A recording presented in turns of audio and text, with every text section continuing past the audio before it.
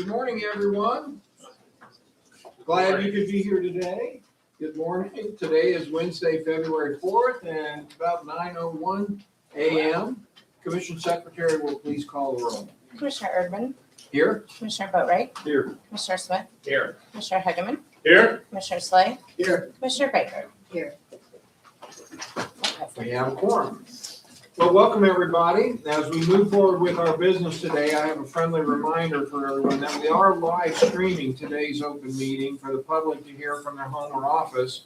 If you're speaking, please make sure you're speaking into the microphone and that the microphone is on so that viewers participating online may hear. For the viewers watching online, we encourage you to subscribe to MoDOT's YouTube channel at MoDOT Video for access to these meetings and more. We're going to start our meeting today with a safety briefing. Jenna Vaughn is the Senior Employee Development Specialist in Safety and Emergency Management and is going to share with us today what we need to do in case of an emergency. Good morning, Commissioners and Director Hassinger. My name is Jenna Vaughn, and I am an Employee Development Specialist in the Safety and Emergency Management Division. I have a few safety reminders this morning. In the event of a fire, the Commission, Director, and Commission Secretary will exit the rear of the room and out the door in the back in Conference Room 101 to the sidewalk on Jefferson Street. The audience will exit through the doors to the lobby and out the back building entrance by the loading dock and then proceed to the sidewalk on Jefferson Street. An alternate exit is down the stairs and out through the main entrance. Please walk up the hill on Jefferson Street until everyone is safely out of the back parking lot and a safe distance from the building and emergency response vehicles. In case there's a small fire, there is a fire extinguisher in the rear corner of the room by the AV podium. I've asked Scott Kreutz to retrieve and use the fire extinguisher if needed. In the event of severe weather, everyone should head to the center stairwell and go down to the lowest level possible. If we must evacuate this room, please take a moment to make note of who you are sitting next to and make sure that upon your arrival to the designated safe location that your neighbor has arrived safely as well. If there is a medical emergency, most people in this room are CPR certified. Brenda Morris will call 911 and direct emergency responders to our location at 105 West Capitol Avenue. Becky Almaroth has volunteered to administer CPR with Eric Schrader assisting. There is an AED in the hallway on this floor across from Conference Room 103, and Tom Blair will retrieve the AED in the event of a medical emergency. Okay, thank you, Jenna. Next, I'm going to review a few procedural items for today's meeting. I want to remind everyone that we do have a public comment period, and we're pleased to offer this opportunity to every Missourian who wants to come before the Commission and address an issue of concern. Any of you who would like to address the Commission, please sign up before 9:30 this morning. A reminder, you'll have 5 minutes for public comment or 10 minutes per subject. Abstentions. Next, I will describe our abstention process. There are commissioners that because of land ownership or business interests or lawyers who may represent clients that may have some relationship to a matter coming before the Commission may have a potential or actual conflict of interest to be considered or voted upon. The commissioner member will indicate if he or she chooses to abstain from voting or to recuse himself or herself from participating in the discussion. If an agenda item is divisible by contract, call, project, or the like, a commissioner may specify that particular matter and then still vote on the remainder of the item. This information is provided to the Commission Secretary by letter in advance of the meeting. The Commission Secretary will duly indicate the abstentions or recusals according to the minutes of the meeting. Madam Secretary, have the letters been prepared? Yes, sir. Thank you. Next, we will consider an action item, consideration of the meeting minutes of the regular meeting on January 8 and a special meeting of January 7, 2026. Does anyone have any suggestions for changes or additions? Hearing none, do I have a motion for approval of the minutes as they're presented? So moved. Second. It's been moved and seconded. All those in favor say aye. Aye. Aye. Any opposed?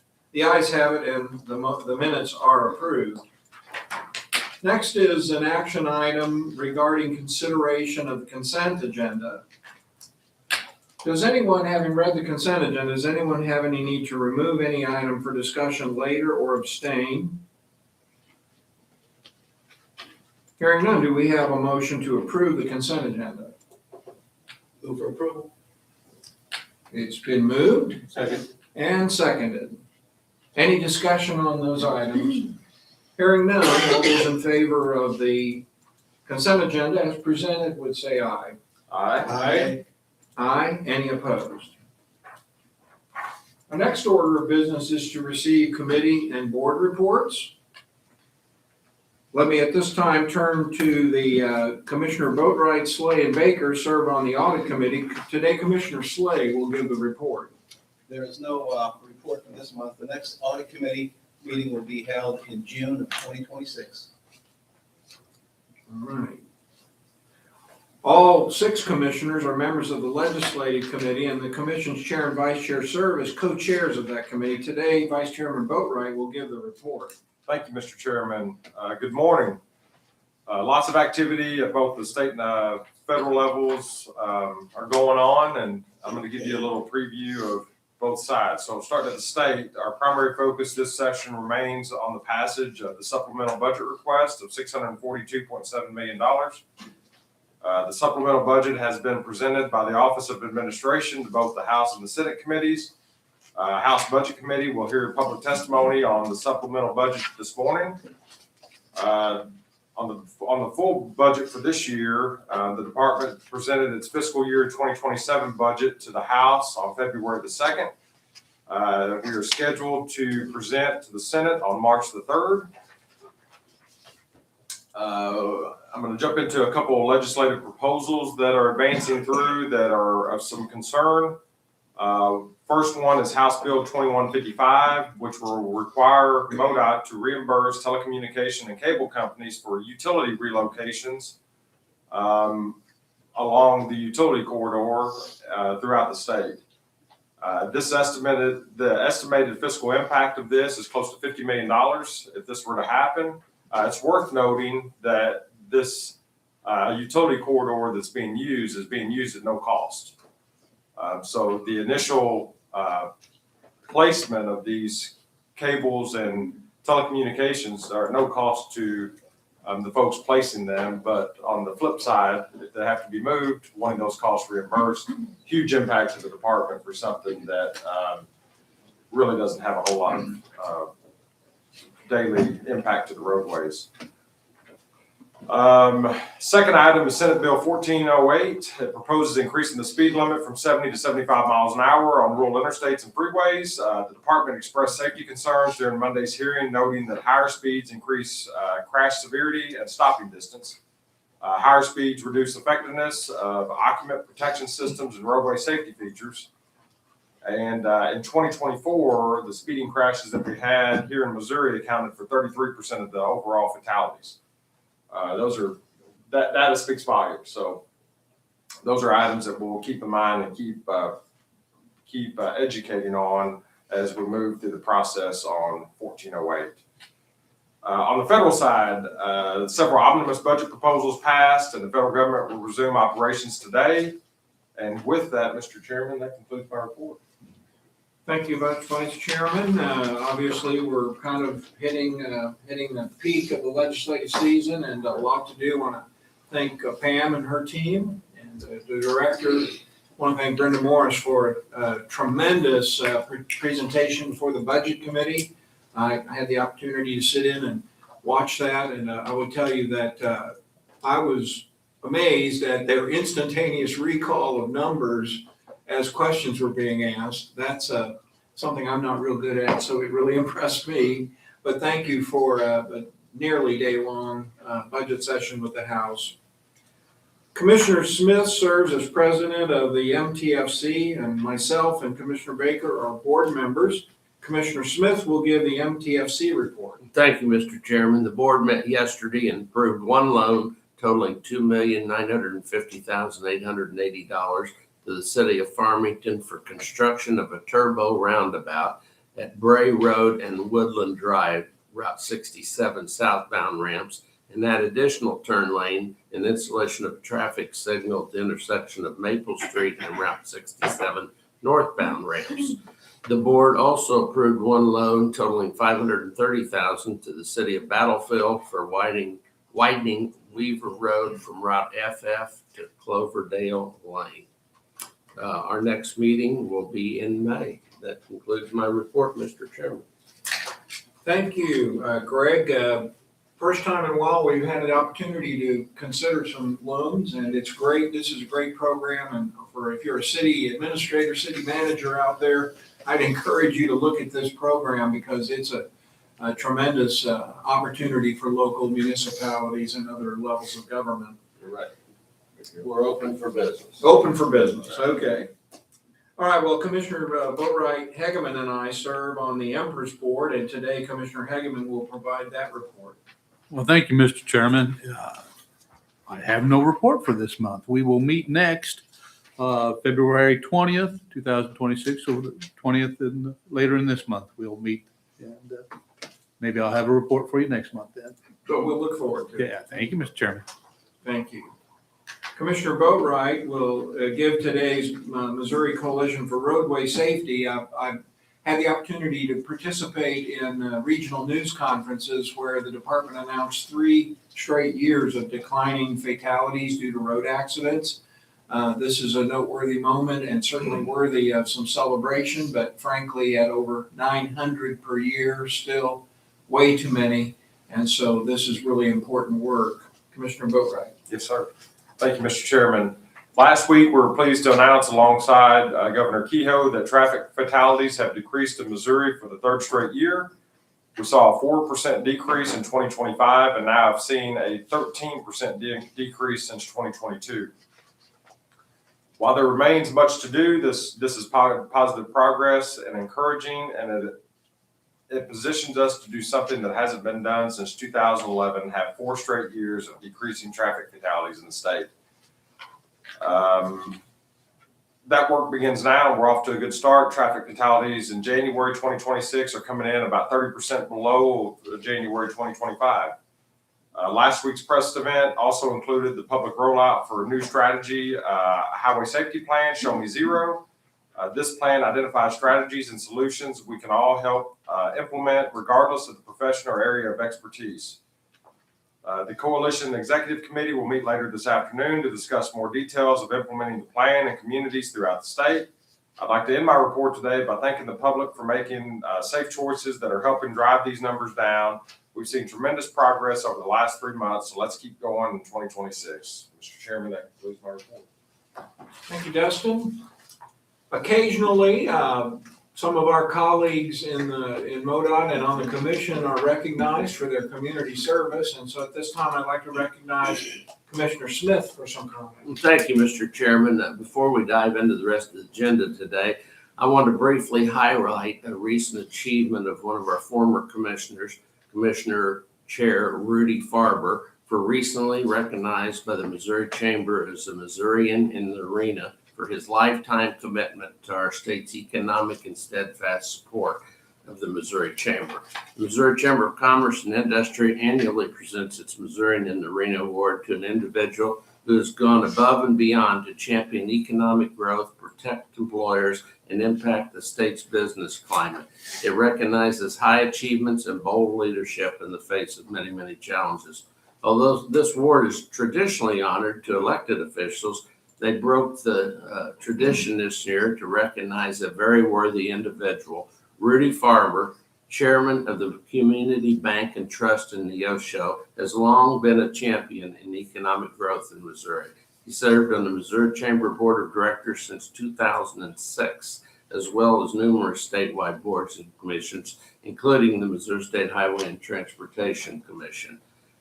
His legacy includes fundraising for over $40 million for medical and dental schools in Joplin, Missouri, and his leadership has left a lasting mark on transportation, health care, and business across the state. So we're honored to recognize Rudy as a Missourian in the arena. If you all don't know Rudy, he's one of the nicest men that I've ever met in my life. So congratulations, and on behalf of the commission, Congratulations from all of us, Rudy, on a job that you've done for a lifetime, and we appreciate all of your leadership. I wish I'd had the opportunity to serve on the commission with you. So congratulations, Mr. Farber.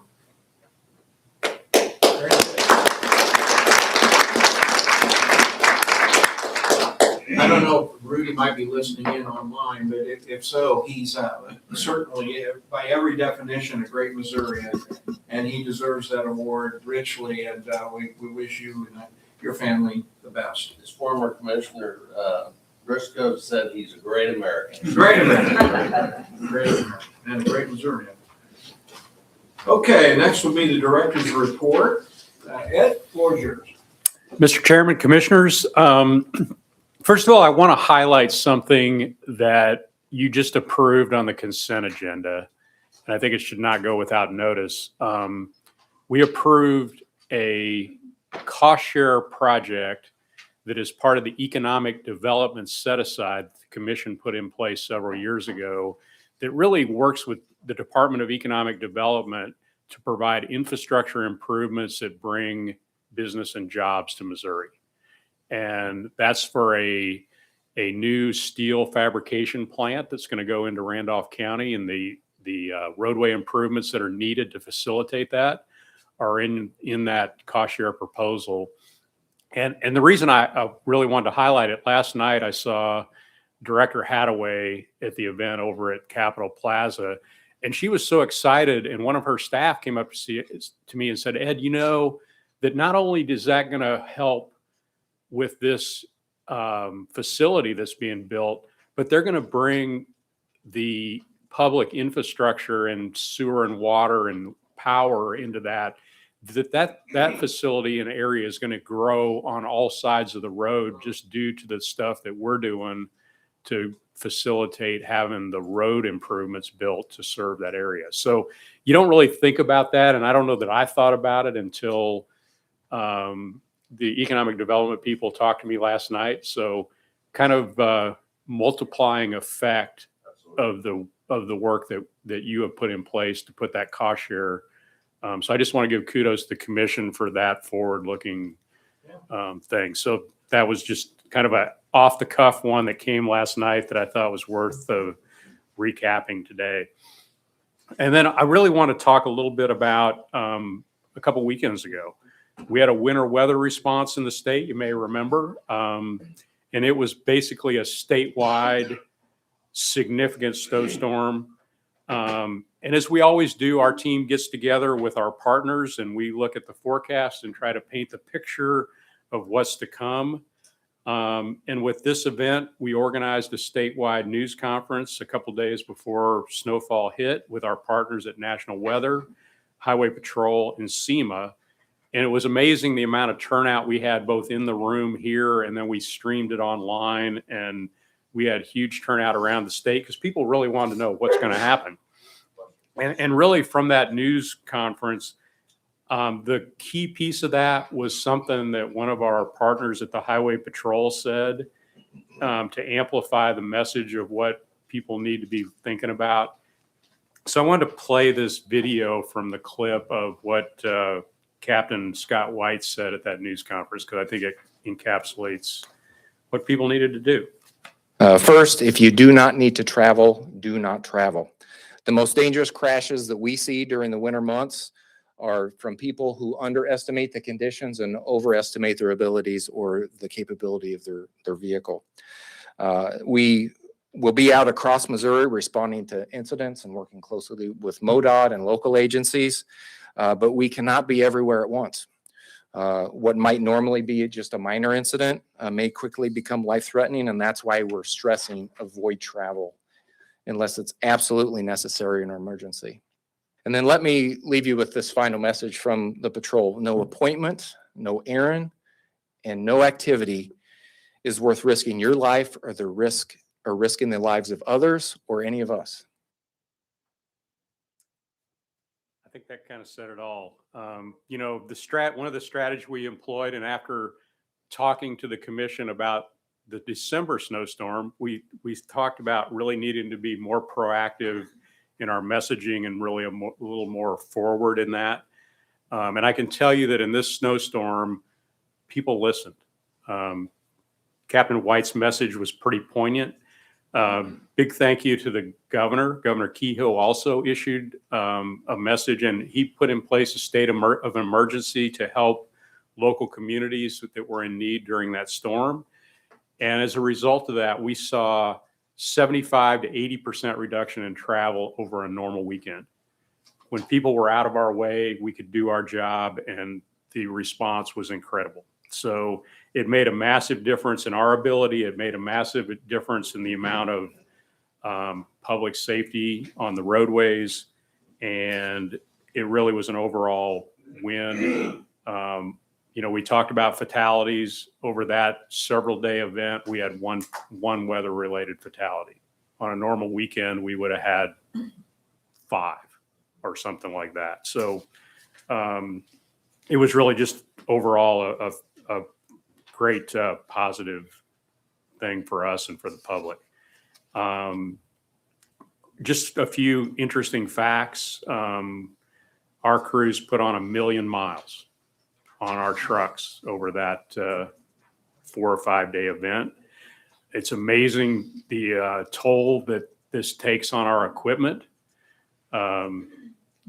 We had mechanics that were working around the clock to keep our trucks up and running, and they were working in the middle of the night in sub-zero temperatures. It really is a grueling effort from our entire team to deliver on what we needed to do over that snowstorm.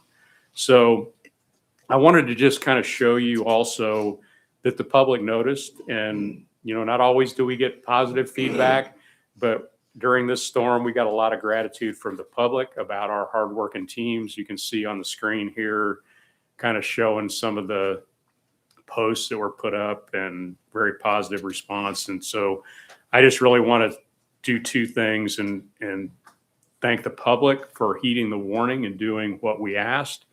And then for our team that worked around the clock prior to, during, and after, the proactive messaging that we did was very helpful. And kind of, as we always talk about, we as an organization, and I think it's a true mark of a good, mature organization, we always look at what we did in the past and we try to figure out how to get better. And I would say this is a clear example of that in action. So that was a positive experience for everybody over that storm. The next thing I wanted to really highlight was kind of what the vice chairman talked about. We did roll out the Show Me Zero plan. Last week, Governor Kehoe joined us to officially announce the 3rd straight year of declining roadway fatalities in 2025. And that was great to have him join us for that event. And then we had events across the entire state with our partners in the Coalition for Roadway Safety, and not only to talk about the reduction in fatalities, but roll out the Strategic Highway Safety Plan, which is the Show Me Zero plan. And it really, I think the thing that, and John Nelson, our Highway Safety and Traffic Director, I think said it best. He said that, that 0 fatalities seems like an overwhelming thing at this point. But his comments were, don't get discouraged by that. Let's talk about having 0 fatalities where we have a sphere of influence. How about 0 fatalities in my family? 0 fatalities in your community, your church, your wherever you have influence. And if we could get the overlapping, work in that arena, then those overlapping zeros become 0 for the entire state. And I think that's the kind of the thing that we should all think about. Where is your sphere of influence? So I wanted to play a brief video of some of the events that we had across the state. For the 3rd year in a row, Missouri has seen a decline in roadway fatalities. In 2025, there were 911 fatalities on Missouri's roadways, down from 955 the previous year. That's a 5% decrease. Compared to 3 years ago, it's a 14% decrease in fatalities. This is the first time we've experienced a reduction over a 3-year period since 2019. I think that's important because this doesn't happen by chance. It happened because of hard work and dedication of the Missouri Department of Transportation, our law enforcement partners, and most importantly, Missouri drivers who are making better and safer choices as they commute up and down our system. From our perspective, this progress is not accidental. It reflects a sustained, coordinated effort focused on enforcement, education, and public messaging. Our troopers have remained highly visible on Missouri roadways, targeting behaviors that we know contribute to most fatal crashes: excessive speed, distracted driving, impaired driving, and failure to wear seatbelts. Strategic enforcement campaigns, saturation patrols, and data-driven deployment of our troopers have all played a role in changing behavior, preventing tragedy before it occurs. While we make this progress, I want to stress that losing more than 900 people a year on our roadways is still unacceptable. Every number is a person. Every life lost is a family member, a community that has changed forever. As we need to keep improving, we all need to do a little bit better. As we look ahead, we have the opportunity to make 2026 a historic year for safety. We will work towards a fourth year in a row of reductions in fatalities. Let's try to make 0 fatalities within your family unit, within your church, within your school, within your community, because we start at the smallest level and try to build so we can get to what the governor talked about with trying to have 0 fatalities in our state. But it starts with where you have that influence to make people make good decisions, right? So if we can all do that, we'll be in a much better place. And I think the question now becomes, how do we keep those numbers from ticking back up? Or more importantly, how do we continue driving those numbers down? You know, how do we achieve that fourth year in a row of progress? How do we achieve 0 fatalities in communities all throughout this state? And that's where our new strategic highway safety plan, Show Me Zero, really comes into play. Show Me Zero is a strategic plan that provides strategies and solutions that every person traveling on Missouri's roadways can implement starting today, to keep not only themselves safe, but really to keep all of those they share the road with safe as well. So we start now this year, right? Takes a lot of hard work to do this. Remember your sphere of influence, and if you can do that, you become a part of the solution. So we're going to work hard and make that continually messaged across the state so we can see another decline in fatalities in 2026. In a couple of short weeks, we are going to have our statewide planning partner meeting. And really, this is kind of in the middle part of our huge effort that we do every year in developing our 5-year transportation improvement program. At last month's meeting, we shared the financial forecast and really kicked off the development of that. Our districts have been working really hard with our regional planning partners, and we're working towards that meeting where we kind of all come together and see where everybody's at and really get down to the last kind of details of putting together that plan. So we're going to meet here in Jeff City on February 19th. Everybody's invited from our planning partners across all corners of the state and our team. And it's really part of that collaborative process where we talk about the important things that are going on both at the national and state level and develop that 5-year plan that we bring to you in May for your comment, and then put out for public comment for a couple of months, and then approve in July. So it's really a continual process, right? We go through the planning process, we develop a STIP, and then immediately following that, we look at how many things came off the unfunded needs list into the 5-year plan, and then redo the unfunded needs list. And it's just that continually locally driven process that really is key to our success in delivering projects that really matter for communities around the state, and really is a key to our success as a department. So we're looking forward to that, and we'll report out what we find in May when we bring you a draft STIP. We're pretty excited about that. And then lastly, I wanted to kind of highlight that last week I presented MoDOT's annual report to the Joint Committee on Transportation Oversight. And I think it's just important to note that as part of the oversight of our department, we are required by statute to deliver an annual report to the governor, the lieutenant governor, and provide that report to the Joint Committee on Transportation Oversight. So I really wanted to let you know that I've done that with the governor, the lieutenant governor, and now we've made that report to the Joint Committee on Transportation Oversight. So that completes the oversight responsibilities that are spelled out in statute. We had a great discussion about where we are as a department and what we've been doing. Had the opportunity to answer questions of the Joint Committee, and we look forward to the continued discussion that will kind of move over now to the budget process throughout this legislative session. Mr. Chairman, that concludes my report. Thank you, Ed, and job well done to the team that was out on the snow plows and keeping the equipment rolling. Our gratitude. Yesterday, we had the opportunity to individually cut a video that we're going to send out to the team, personally thanking them. They go out there, they put their lives on the line, and then they plow that snow and keep it remarkably clear given their challenges, and we're very grateful for that.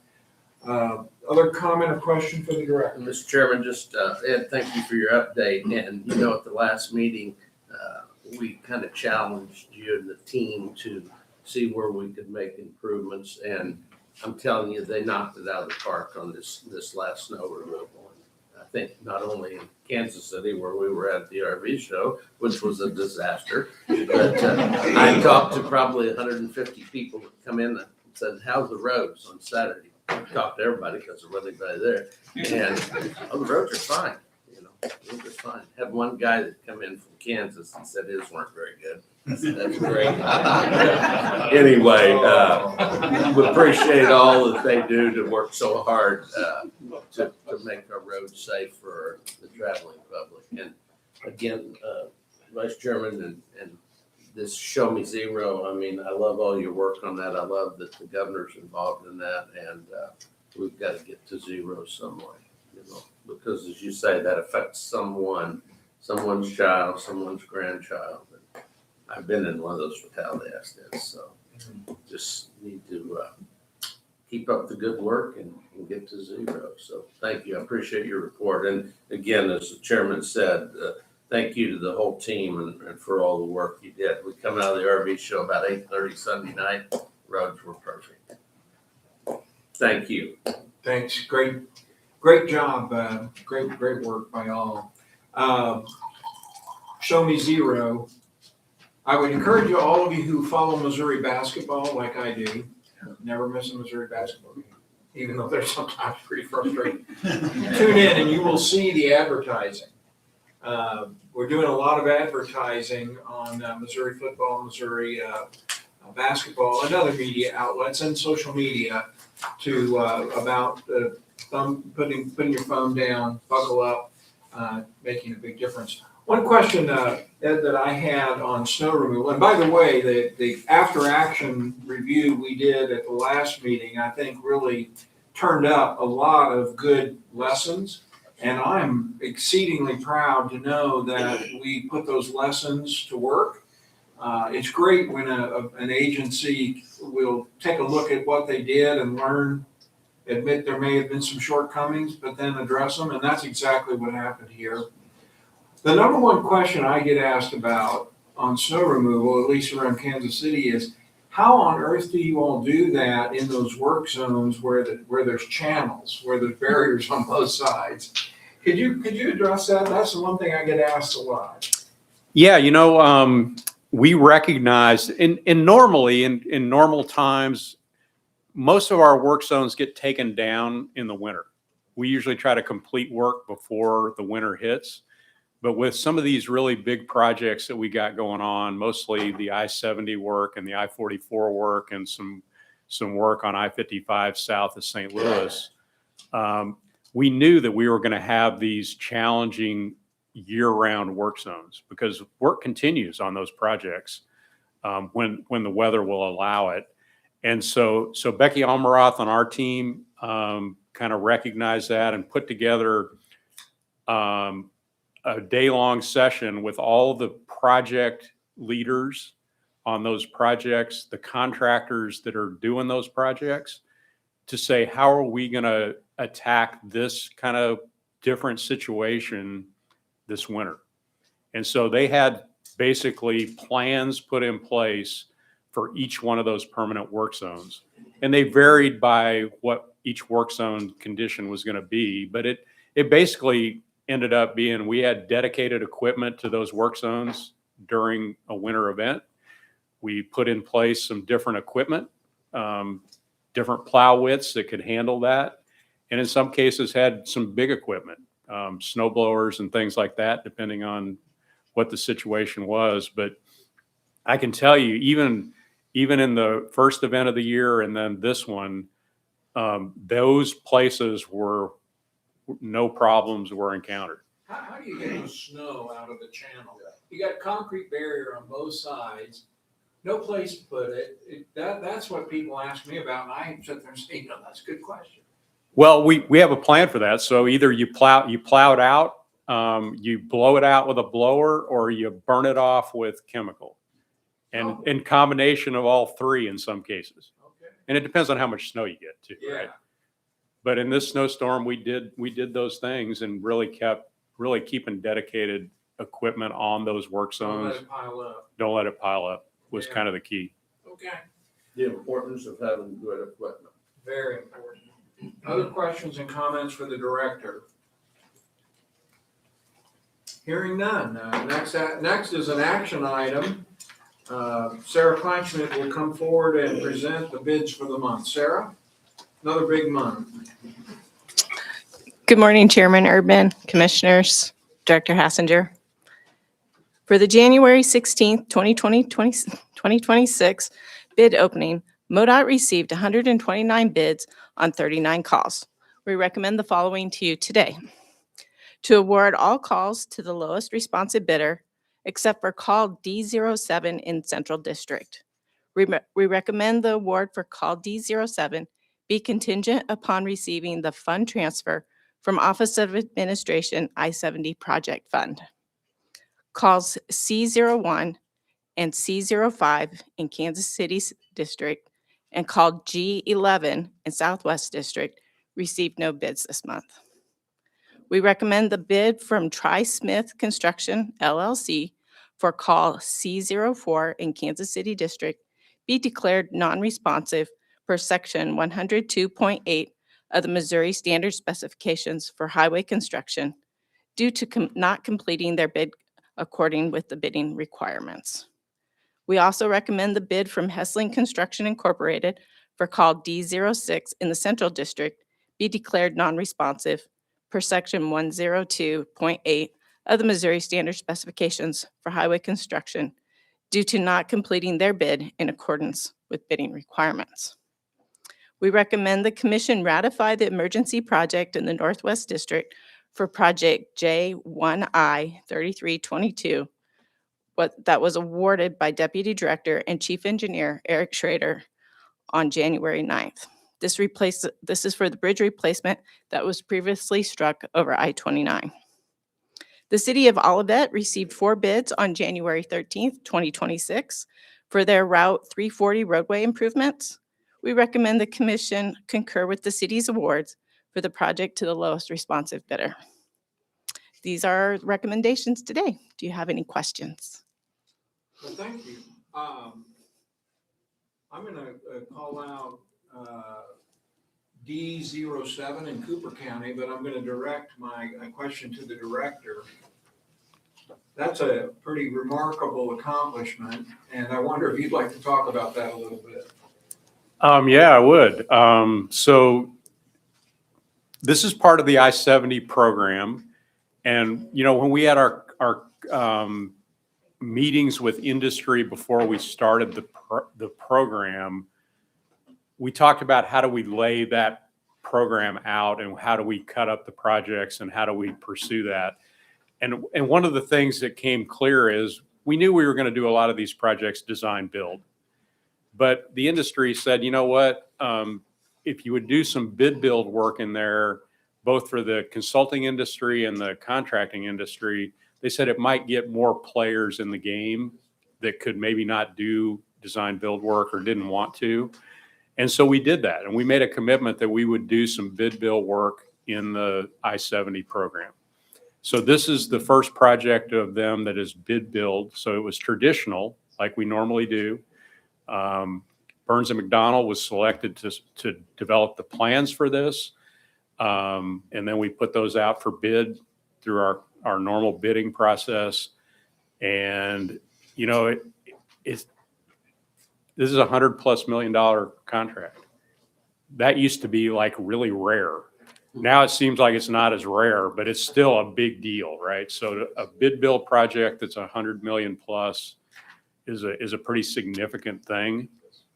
And the competition was fierce, and we got great value here if you approve it. So the other thing that I just wanted to point out, you know, she said that it's contingent on the transfer of funds. Don't worry, Brenda's going to come up and ask you to transfer the funds right after you approve the project. So we couldn't be happier with the outcome here. Well, thank you. Yeah, the reason I call out D07 is it's a part of the I-70 project, and I believe it's the only one that's bid build, maybe other than Today, it's the only. Today, it's the only one bid build. And Missourians are getting a tremendous value with this. So we want to thank the contracting community for being so innovative, so creative. One of the important things I've talked about is we have this tremendous capacity right now, and our contractors are delivering us great value as a result. Something we need to be very attentive to in the future as revenues are reduced. So congratulations to Capital. Great job, guys. Awesome job. Any other comment on the report? I just Yeah. want to thank Sarah for your leadership and your team leadership. Having sat through numerous meetings and going over, watching the amount of work that's going on, the number of bids that are out there, the number of bidders that are making those bids is just incredible. It's really something I think a lot of us may take this for granted, but I can tell you that watching you and your team and the work that you do throughout the entire state is just incredible. So thank you. Thank you. I'll be sure to share that with the team. Appreciate it. Okay, any other questions? Questions or comments? It's good to see so many bidders Oh, it's on all these projects. Yeah, we have very strong gratitude to the contracting community for the value they're delivering us. Okay, well, of course, we have the opportunity to review these in depth yesterday, and a lot of discussion at that time, but I just thought this one was worth calling out. With that, do we have a motion to approve this as has been recommended? Mr. Chairman, I move that we approve Sarah's recommendation. I'll second. Okay, it's been moved and seconded. Is there any discussion on the motion? Hearing none, all those in favor, let's take a roll call on this one. All those in favor will indicate by saying aye. Commissioner Erdmann, Aye? Commissioner Boatright. Aye. Commissioner Smith, Aye. Commissioner Hegeman. Aye. Commissioner Slay, Aye. Commissioner Baker. Aye. All ayes. Very good, and congratulations again. Sarah, can you give us a budget update? Yes, I can. Today's awards are for a total of $185.6 million, which is $55.7 million under budget. This is based on all projects, including contingencies. Today's awards result in a state fiscal year 2026 award total to date of $1.34 billion, which is a savings of 11.1% or $168 million, which is under budget on $100.51 billion worth of work. This is based on all the projects, including contingencies. And this includes emergencies, special lettings, projects led by others, and design builds projects awarded this fiscal year. Very good. Any questions for Sarah? As always, great report, great work, and boy, what a wonderful job the team is doing in getting these competitive bids for us. Thank you. Thank you. Okay, next is a somewhat routine, but nonetheless important action item regarding transfer of funds. And this is something we do on occasion when needed, and I guess it's time to do it again. That is correct. Good morning, Chairman, Commissioners, and Director Hassinger.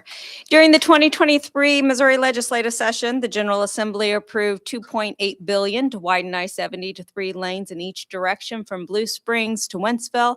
Those funds continue to be reappropriated by the General Assembly. $1.4 billion of those funds came in the form of authority to issue bonds. We have completed 2 of those issuances. Another $1.4 billion of general revenue was approved to be transferred into the OAI 70 project fund to use on the project. In accordance with the Memorandum of Understanding with the Office of Administration, monies were to be transferred from the OAI 70 project fund to the State Road Fund I-70 project fund as the Commission awarded projects. As part of Sarah's recommendation, the Commission approved a contingent award for call D07, which is for a section of I-70 roadway between Boonville and the Missouri River. The finance plan for this project includes $46 million of funding from the State Road Fund I-70 project fund. Through various other awards, the Commission has already approved transfers into the State Road Fund I-70 project fund in the amount of $327.9 million as of December 31st, 2025. The awards were based on estimates in some cases, for example, some of the consultant contracts. Those contracts are now complete and have unspent funds of a little over $4.6 million. Those contracts and their related amounts is shown in attachment 1 of your materials. We'd like to redirect those unused funds on these completed projects to the project you're approving today, and this will reduce the amount of the transfer from $46 million to a little under $41.4 million. We recommend the Commission authorize the Director and the Chief Financial Officer request the transfer of funds from the OA I-70 Project Fund to the State Road Fund I-70 Project Fund in the amount of $41,355,052. This would also redirect that use of the $4.6 million to this project. Are there any questions? Question? Yeah, well, this is something we do as we need it, and it's part of the agreement with the state. And so with that, Ed, do you have any comments on this? Well, I do. I think this is a mechanical process that we do, but I think it just shouldn't go without notice that this money is general revenue money that is being transferred to the road fund. And as we go through the budget process across the street, there's a little more pressure on general revenue. And so the need to move with, quickly, I think shouldn't be overlooked. And one of the reasons that we are moving quickly is because we want to get that money obligated in the road fund to pay for the rest of the I-70 program. Yeah, I said at the time, I thought this was a tremendously innovative way to work with the state, and it's proven to be successful. And the result is we're moving at lightning speed. So are there any additional questions or comments? Mr. Chairman. Yeah. Dan. Thank you. Thank you, Mr. Chairman. Hey, Brenda, thank you again for bringing forth such a detailed analysis and all the work you do on all this bonding. I know you and your whole team spend a lot of time doing that. We really appreciate it. You're helping us leverage the funds for the citizens of the state of Missouri. The General Assembly entrusted us to do these jobs, and hopefully we'll have some money left over once we get all I-70 done to move maybe to other areas of the state to work on those jobs as well. So again, thank you for all the work that you do. The bonding, you're helping the citizens of the state of Missouri so much by your careful and detailed attention to these projects.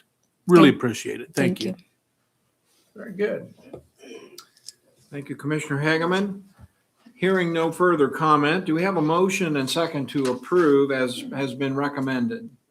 Motion to approve. Second. It's been moved and seconded. Is there any discussion? Hearing none, all those in favor would say aye. Aye. Any opposed? The ayes have it. Thank you again, Brenda. Okay, now we're going to get to some departmental reports. The next is a non-action item. Kelly Niekamp, Audit Manager, will present an update on our Enterprise Risk Management Program. Good morning, Kelly. Good morning. Make sure I got all my things set up here. So today I will be reporting on the 2025 Enterprise Risk Management or ERM report. I'll start with an overview of what Enterprise Risk Management is, and then we'll talk about how some of MoDOT's processes work alongside presentation of the 2025 results. And then for more information on some of MoDOT's history with this process, you can review your attachment 1 in your backup. The Commission's ERM policy requires the department to have a system in place, and then for a report to be provided to the Commission at the beginning of each calendar year. This presentation marks the 14th completion of our annual updates. So enterprise risk management can be defined as an organization's strategy for identifying our risks, assessing where we're at with mitigating those risks, and then actively managing them through our processes that we've put into place. MoDOT has identified 10 major risk categories for which we maintain a process inventory, and I've included that current inventory as your attachment 4. So carrying out those identified processes and making updates to that process inventory is an ongoing responsibility of our process owners. And MoDOT's process owners are made up of our executive management team and our senior management team, which includes our district engineers and our division leaders. Separate from those ongoing processes, though, Audits and Investigations initiates an active review of our process inventory each year. We do that alongside our process owners, not only to make sure that the processes are documented accurately and they're up to date, but also to consider if they're the right ones to have in place, if any need to be added, or if maybe any gaps have arisen for our consideration over the last year. And once that process inventory has been updated, then it's time for our process owners to do a risk assessment, and they do that in conjunction with their management teams. The risk assessment scoring sheet that they complete looks similar to this one. This one is showing the 2025 results. And this year, though, we have added the 2024 results, and you can see those in the open diamond pattern there alongside the current results. As they are doing their assessment, each risk category is to be considered equally and separately from the others, and then they're scored from 0 to 5 in 3 areas. First, they are to consider the level of preparedness. If those types of risks occur, are we unprepared or do we have tested plans in place? Then they look at likelihood. What are the chances of these types of risks occurring? Is there little chance, or are we fairly certain they'll occur? Maybe some of them have recently occurred. And then lastly, they consider impact. So given the level of assessment for our preparedness and our likelihood, what type of impact do they think that these could have? Will there be little impact, or could there be a potentially devastating impact? So as they're completed, the individual scores are gathered, and then they're placed as the average totals that you see here. Looking at the 24 compared to the 25 results, we can see that the likelihood and impact assessment has had a bit of a shift, where our level of preparedness has been assessed pretty well the same as what it was the prior year. So next, we place those results on a heat map. The heat map helps us to visualize areas that may need some additional monitoring or maybe some additional controls to be put into place. And it really helps us to visualize our exposure in terms of what our likelihood and impact levels are as compared to our level of preparedness. The 2025 results are again showing that our workforce area is the area with our highest risk exposure. Oh, I'm going to go back. I forgot something. So to the right of the heat map, we have the symbols that are associated with each category. And those symbols represent or give a description of the types of monitoring and assessment tools that are used for each of these risk categories, which would include our tracker or focus measures, our annual report or other major publications, as well as our planned internal audit procedures that we have in place. So this next slide provides a little more detail on those tools that are being used for each of those risk categories. You can see from this evaluation that each of the risk categories are being monitored or assessed in some way by at least one of those tools. So those are good results there. And this slide and the previous one with the heat map are your attachment 3. So as I mentioned previously, workforce is our area with our highest risk exposure. So this slide is providing some workforce related data. We're providing the information on our overall turnover rate as well as our first year employee turnover rates. We are also showing the total cost of our employee turnover for 2025. In looking at the information, the related information that was presented for 2023 through 2025, we're seeing that the overall turnover rate has remained about the same, but we have seen a slight decrease in the rate for our first year employee turnovers.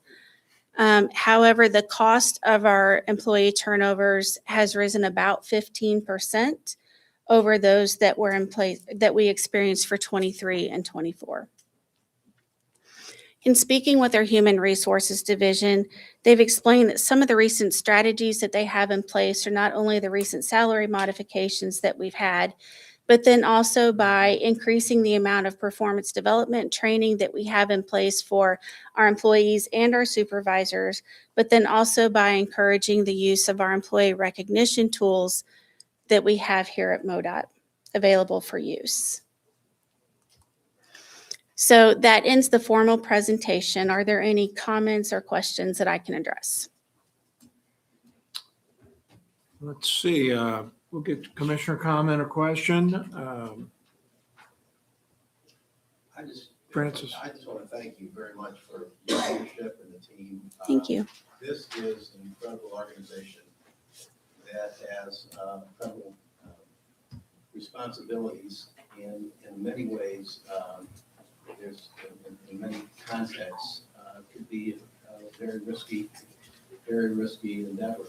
And I just am always in awe of the talent and professionalism of the organization in general, but also the leadership you provide and your team is so important. Thank you. When you deal with the public, you deal with the traveling public, the risks are, really immeasurable. And, particularly in bad weather situations, but even on a day-to-day basis. But thank you for your report. Thank you for your leadership, and certainly thank you for the entire team for Thank you. The work that they all do to help make our highway system and roads better and safer for traveling public. Thank you. Yeah, this is a pretty common process in the private sector. I used to go through this every year when we identified risk at the railroad. There are many similar risks to what we have here. Very important. The great thing about it is it targets your attention on the areas where the magnitude, the consequence, the likelihood, and your preparedness all rank order, and then you can really put your attention on them. Not being the highest, but the one that caught my attention, and I might ask Brenda to make some comment, is the financial risk. Now, I see that the detail is in the attachment here of what those are. But I wonder if one of you could talk about the specific financial risks that you're focused on and why. Would you like me to go through some of the top ones? Sure. Okay, and Brenda can jump in. I happen to have that printed out here in front of me. It's quite a large document. Yeah, I'm looking at it too. Yeah. You don't need to say it all, but No, but for I the won't. listening audience, I'm curious to know what the kind of the top specific risks are in the financial category. Well, some of the, as far as the specific risk goes, some of the processes that are in place to help us prevent against or mitigate some of those financial risks, you'll notice in the attachment there that those types of things are listed in bold. Some of the major things they do is preparing an annual forecast. They do innovative project delivery. We've heard a little bit about some of those things this morning with the bids and some of the process they have in place. Not fully programming all the years of the STIP. Maximizing, a big one that I see through the work that I do is maximizing the use of the federal funds and the oversight over the federal funds that we do, not just in my office, but through many of the other offices throughout their work. Those are the major processes that they have in place. The federal funds are a big part of how we operate. Recognizing that there is inherent risk with financial, we do have an extensive internal control plan. It is reviewed annually and updated annually and provided to Office of Administration. In addition, we have extensive monitoring. You receive a monthly report that is our monthly budget to actual. Per statute, even in the materials for this month, you received quarterly financial statements. So between those things and the things Kelly mentioned, we have pretty extensive internal control to mitigate those risks in the financial area. Yeah. One that would come to my attention, I suppose, would be if for some reason our federal reimbursement funds were subject to some limitation or control or action other than being placed into the road fund to reimburse us for the money that we've had to pay up front. That one occurs to me as a significant risk. Ed, do you want to? Yeah, and I think, the things that Brenda and Kelly are talking about are making sure that we are good stewards of the funds that we have, and we have the, things in place to make sure that we do that and do it well. But I think also when we have our entire management team looking at these risks, and they all have a different perspective on it, right? And, the biggest risks now that we're starting to grapple with are the risks that you talk about on a regular basis. We have reached peak funding. We know the fuel tax is a declining revenue source going forward. And we know that inflation is going to eat up significant amounts of our purchasing power. So, whether you're in the program delivery arena and looking at the size of the STIP, or you're in operations and saying, well, now we're going to have competing interests on doing the work that we do, all of our parts of our organization have a different view of financial risk. But this brings it all together and really forces us to really start thinking about what do we do to mitigate those risks. And I think it really launches this discussion about, when things were going well and the fuel tax was going up 2.5 cents a year every year, and the federal program was growing. And I don't know that we didn't do the shadow thing in years past, but I love this, showing previous risk versus what happened this year. Probably that financial risk was going this direction, to less risk, but now we've reached the peak. And so now I think the work that we're doing and the folks that are doing this are starting to see that. And so they're going to start looking at that risk as being greater going forward. And unless we do something about that, I think you're going to see that continue to grow. That's my opinion anyway. Yeah, this process does a good job of keeping the management team focused on kind of short-term risk, longer-term risk, and maybe kind of inherent risk. And as the director just described, there is a long-term risk, and that is the erosion of our funding streams.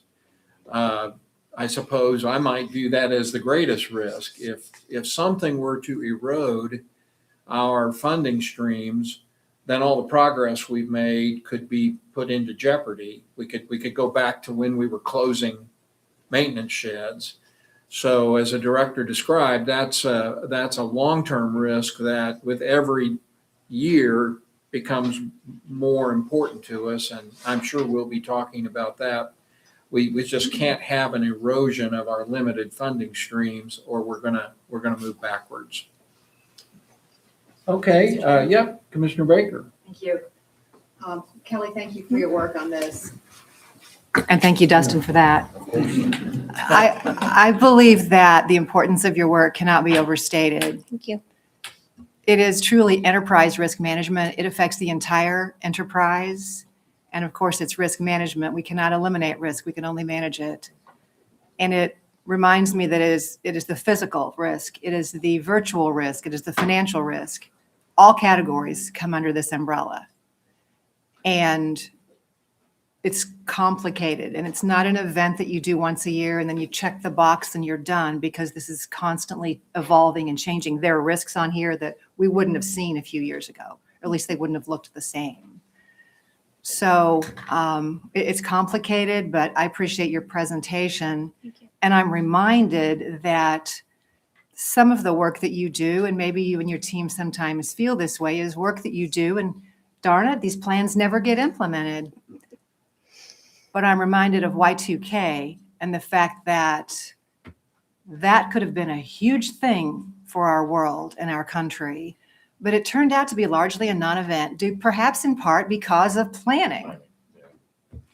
And then I'm reminded of probably one of the plans that we all had on our shelves that was maybe the least likely to ever be used, and that was a worldwide pandemic. And we had to pull that plan out, most of us did, and use that. So you never know. And the rankings and the importance and the potential impact is critical. But each one of these components matters, and we just don't know which ones and when. Right.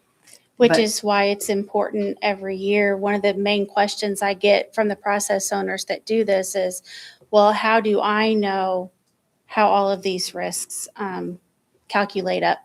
And so my direction is, you need to do this from your point of view, from your perspective, and those things that you deal with on a daily basis. That's what makes up the total score, is everybody's different perspective and the things that they know about at their level. Excellent. Thank you.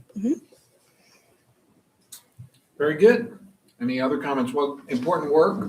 Thank you. Bob Forward, I don't think any of us had any of additional input on the plan for next year, so I think you're ready to go.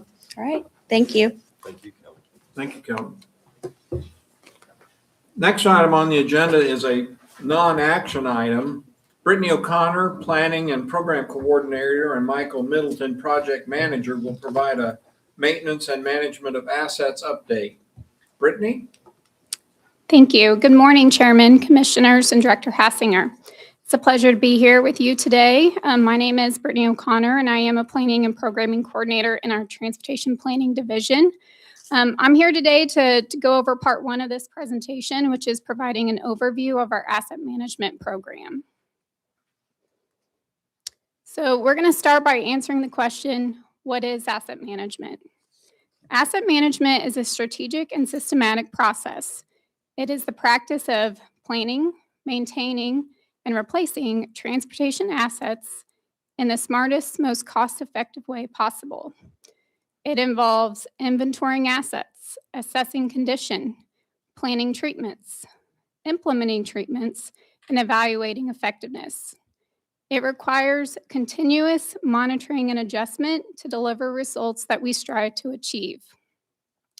Long-term success in asset management depends on consistent dedication of time and resources. So before we dive in, I want to spend a moment to give you just a sense of how vast our transportation system really is.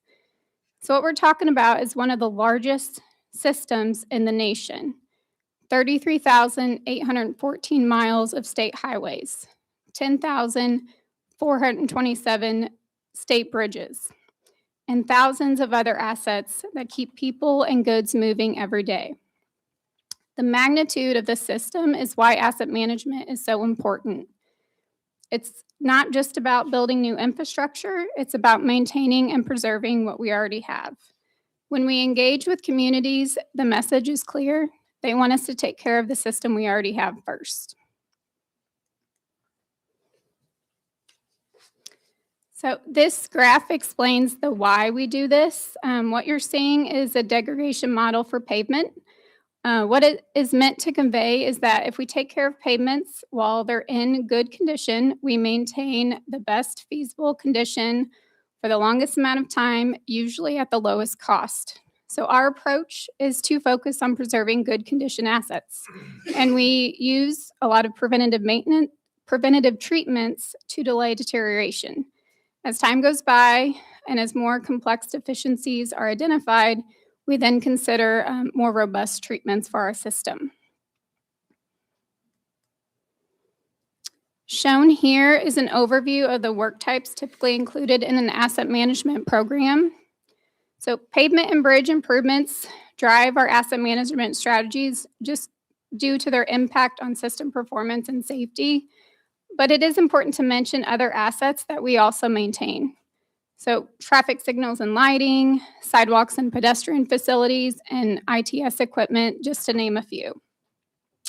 You've heard a lot about the Improve I-70 project over the past year. It was spoke about this morning as well.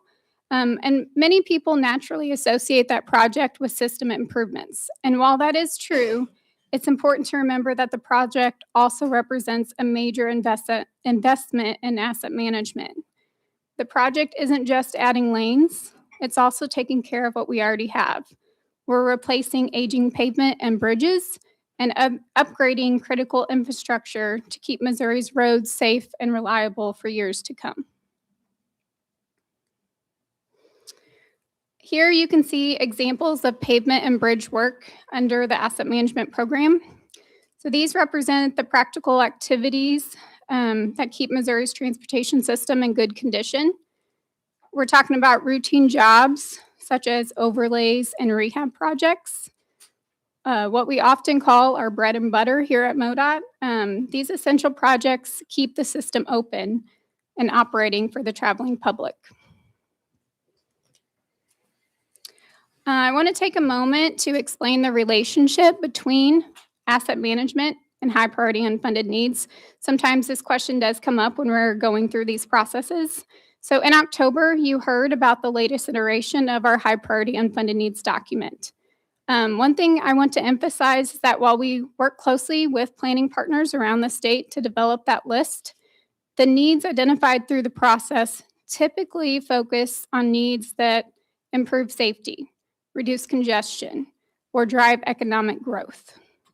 The expectation is that maintaining our existing assets happens through our asset management program, as that is the expectation of both the public and our partners. I'm going to spend some time talking about how we monitor our conditions. So we rely on ARAN vehicles to assess pavement conditions across our 33,814 mile highway system. These specialized vehicles use advanced sensors, cameras, and lasers to measure surface distress, ride quality, and rutting, all while traveling at highway speeds. Collecting this data requires our field crew to drive every state-owned route annually. We have bridge engineers around the state that inspect and rate all state bridges on a 2-year cycle, documenting any issues or concerns that may have come up over that 2-year period. This process, as you can imagine, generates a tremendous amount of performance data, which is then used to prioritize our treatment decisions and guide investments in each of our district's 10-year pavement and bridge plans. So district staff update our pavement and bridge plans annually to reflect the evolving needs based on the latest data. Our plans include tailored asset management strategies for each roadway and bridge, ensuring that our resources are allocated efficiently. With so many moving parts in our asset management program, tracking progress is key to staying on track. We use internal tools such as Power BI dashboards to track progress in meeting our pavement and bridge goals. This is just one of the tools that we use to guide our decision making. It helps us provide transparency and accountability by comparing asset management plans to STIP programming.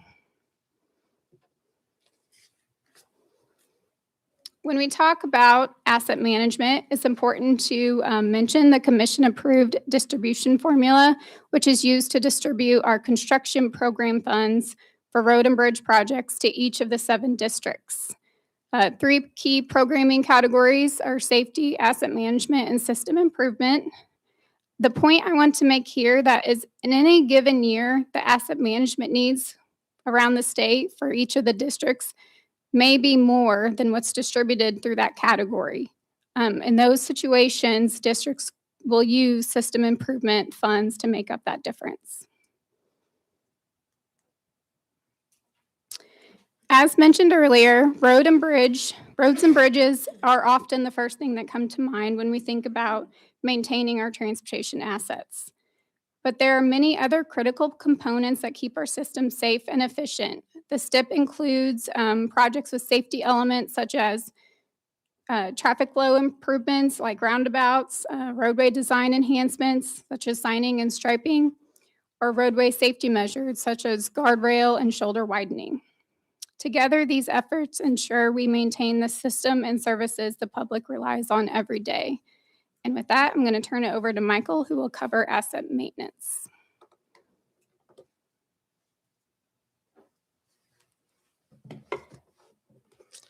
Good morning, Chairman, Commissioners, and Director Hassinger. My pleasure to talk a little bit about our in-house asset management process. Not that button.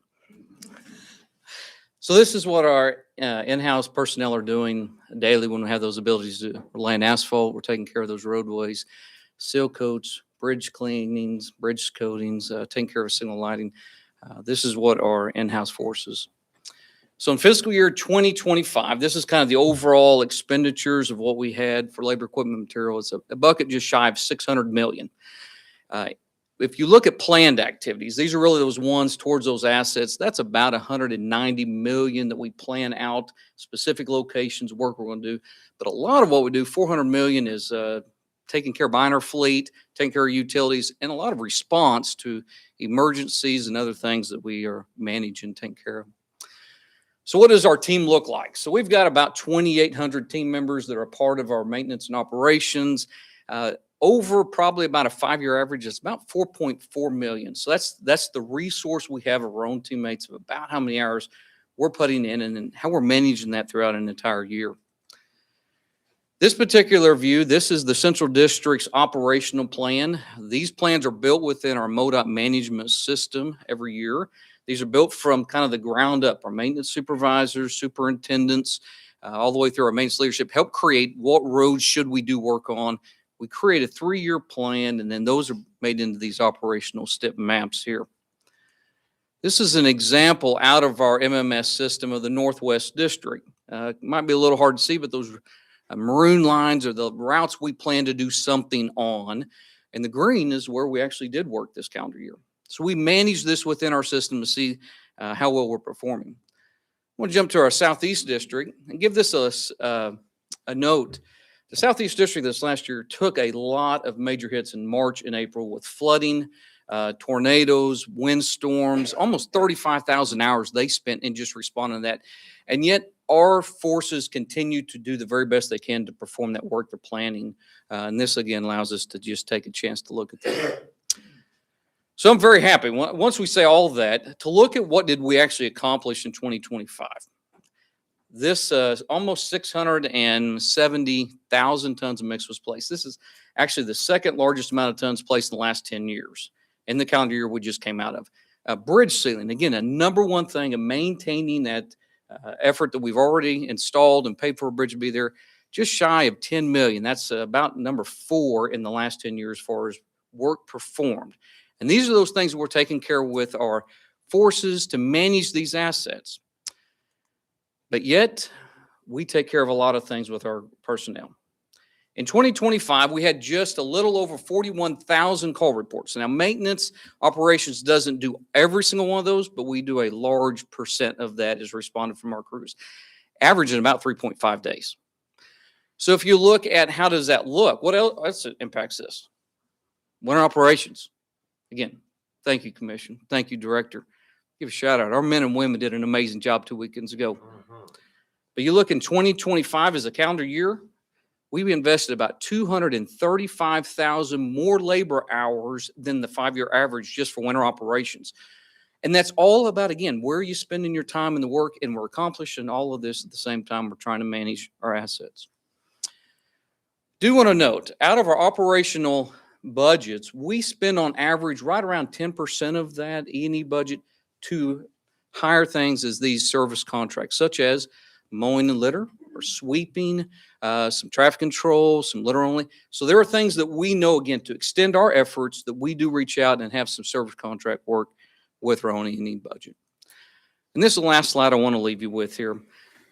This last year, we have made a concerted effort, what we would call visual activities. This is a highlight of some of those biggest ones that's been talked about frequently: siding, mowing, litter.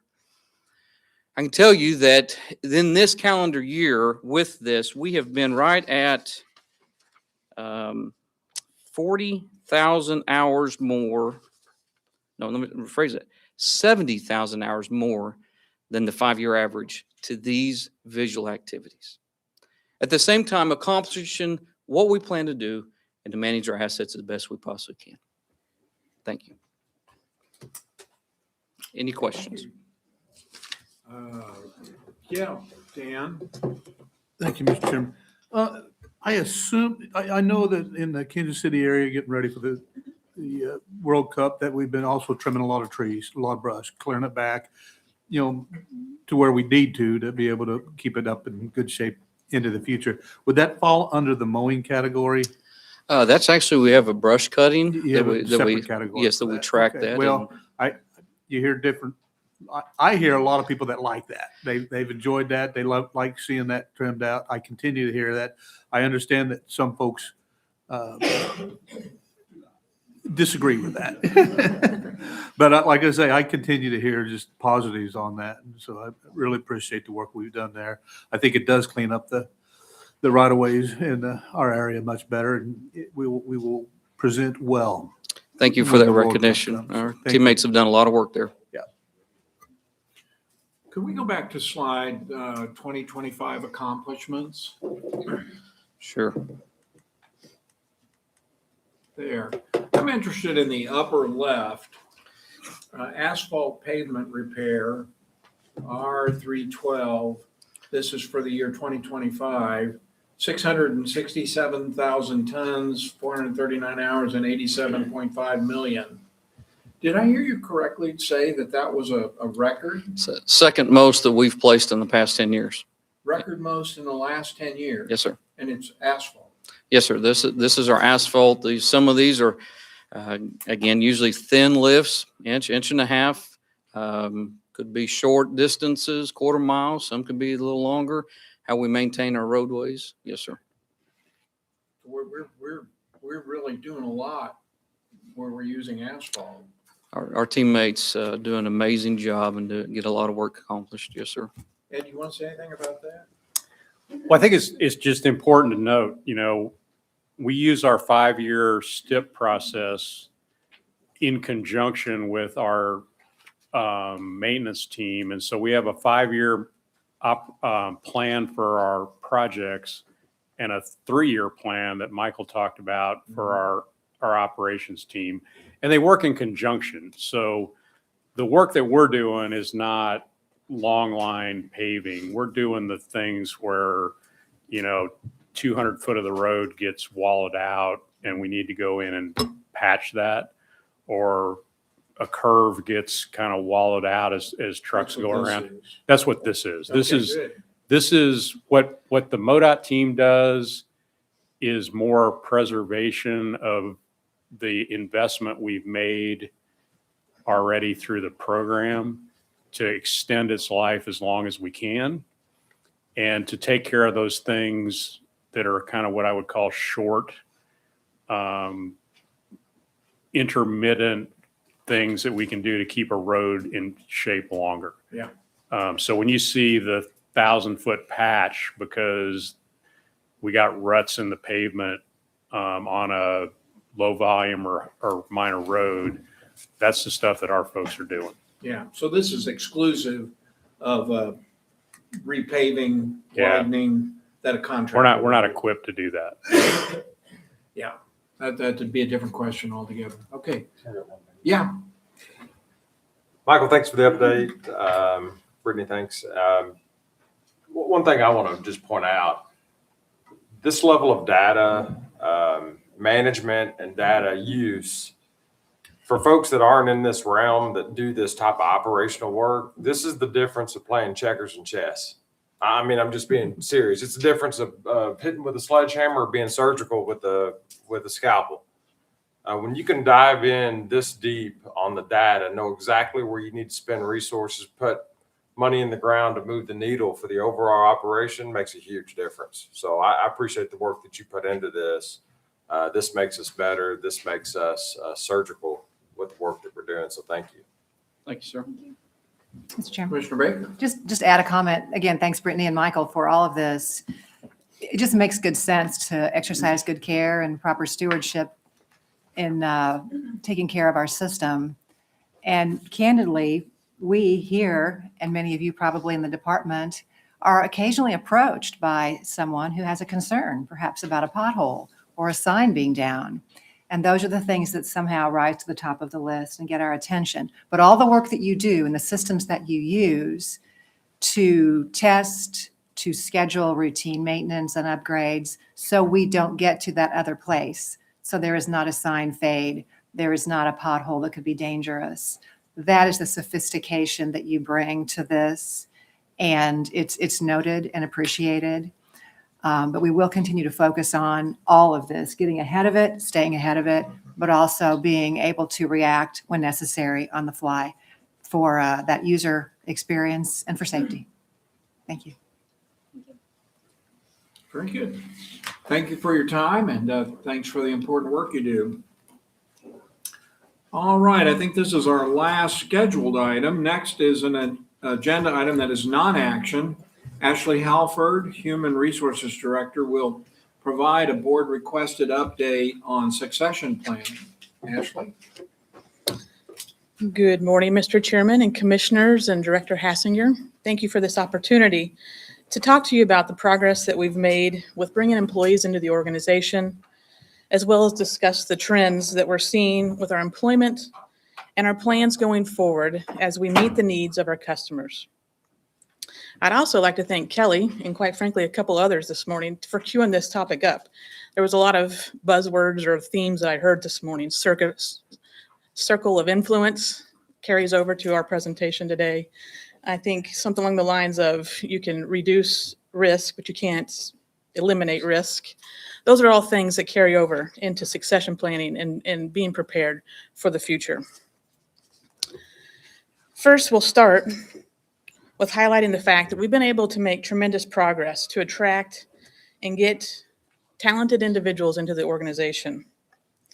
In this chart, you'll see the blue bars identify the number of employees who separated from the department, while the orange bars identify the number of applicants that we've hired in the last 3 years. From this, you can see that we've gained 294 employees in the last 3 years, which I would consider a tremendous trend. The concern that we have is that that same time frame, we've lost over 2,000 employees. 30% of that was due to retirements, and 60% of it was due to resignations.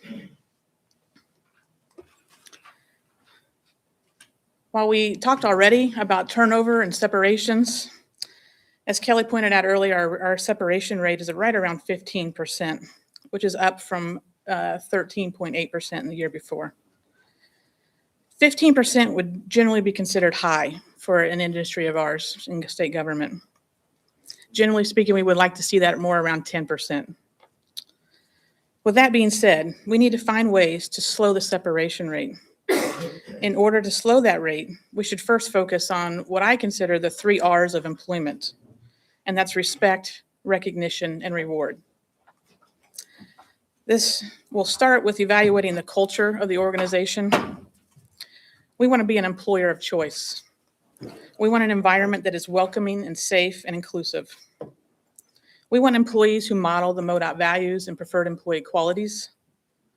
And we need to take time to recognize and reward employees for a job well done, so they know that they have a purpose and are confident in the fact that the work they do makes a positive impact in their communities. Just as we've heard from you guys this morning, I've heard several sentiments of appreciation for the maintenance operations, whether it was you're actually driving the snow plows or you're working on the equipment. Those sentiments from you guys as the commissioners and the director and the rest of the senior management team, those remarks go a long way to boost the spirits of our population. In addition, we currently have a group of senior management team members that are working together to focus on retention strategies. So this will continue to be a priority for the organization as we go forward. There's also a department-wide focus on succession planning. Through the initial stages of the process, we have found that we have an organization full of talented and dedicated individuals. But what is alarming is the trend of resignations, especially early on in the relationship with us. And we'll cover that in the coming slide. But this process will be critical in order to have the employees prepared to step up when the opportunity presents itself.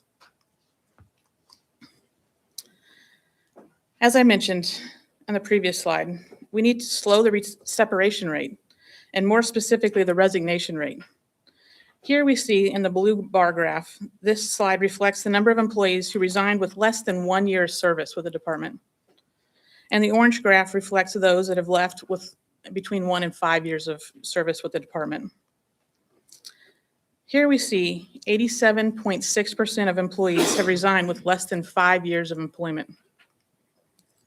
Why this number is alarming as we work through the succession planning exercise is because we need to have employees who possess the appropriate level of knowledge, skills, and abilities to develop them for future roles within the organization.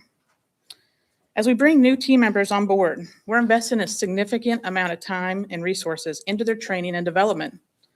To ensure these efforts deliver the best possible outcomes, we need to explore ways to strengthen retention and maximize the value of our investment.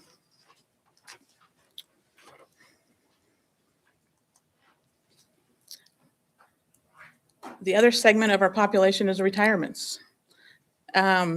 It's equally important to familiarize ourselves with what we can see and predict looking forward. When we look at the department as a whole, we currently have approximately 10% of our employees eligible to retire. By the end of this calendar year, we anticipate that to grow to 12%. While this may be what we expect to be appropriate, or it is what considered a norm, that number jumps to 25% within the next 5 years.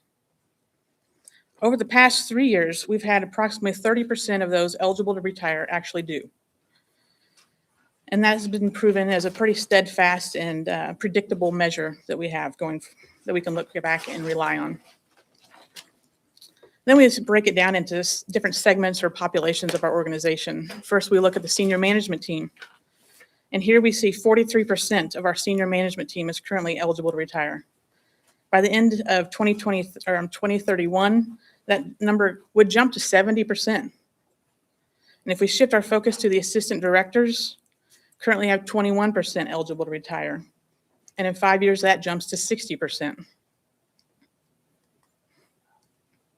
To break it down even further, we looked at the organization in 4 different areas of focus: maintenance operations, operations supervisors, program delivery, and administration.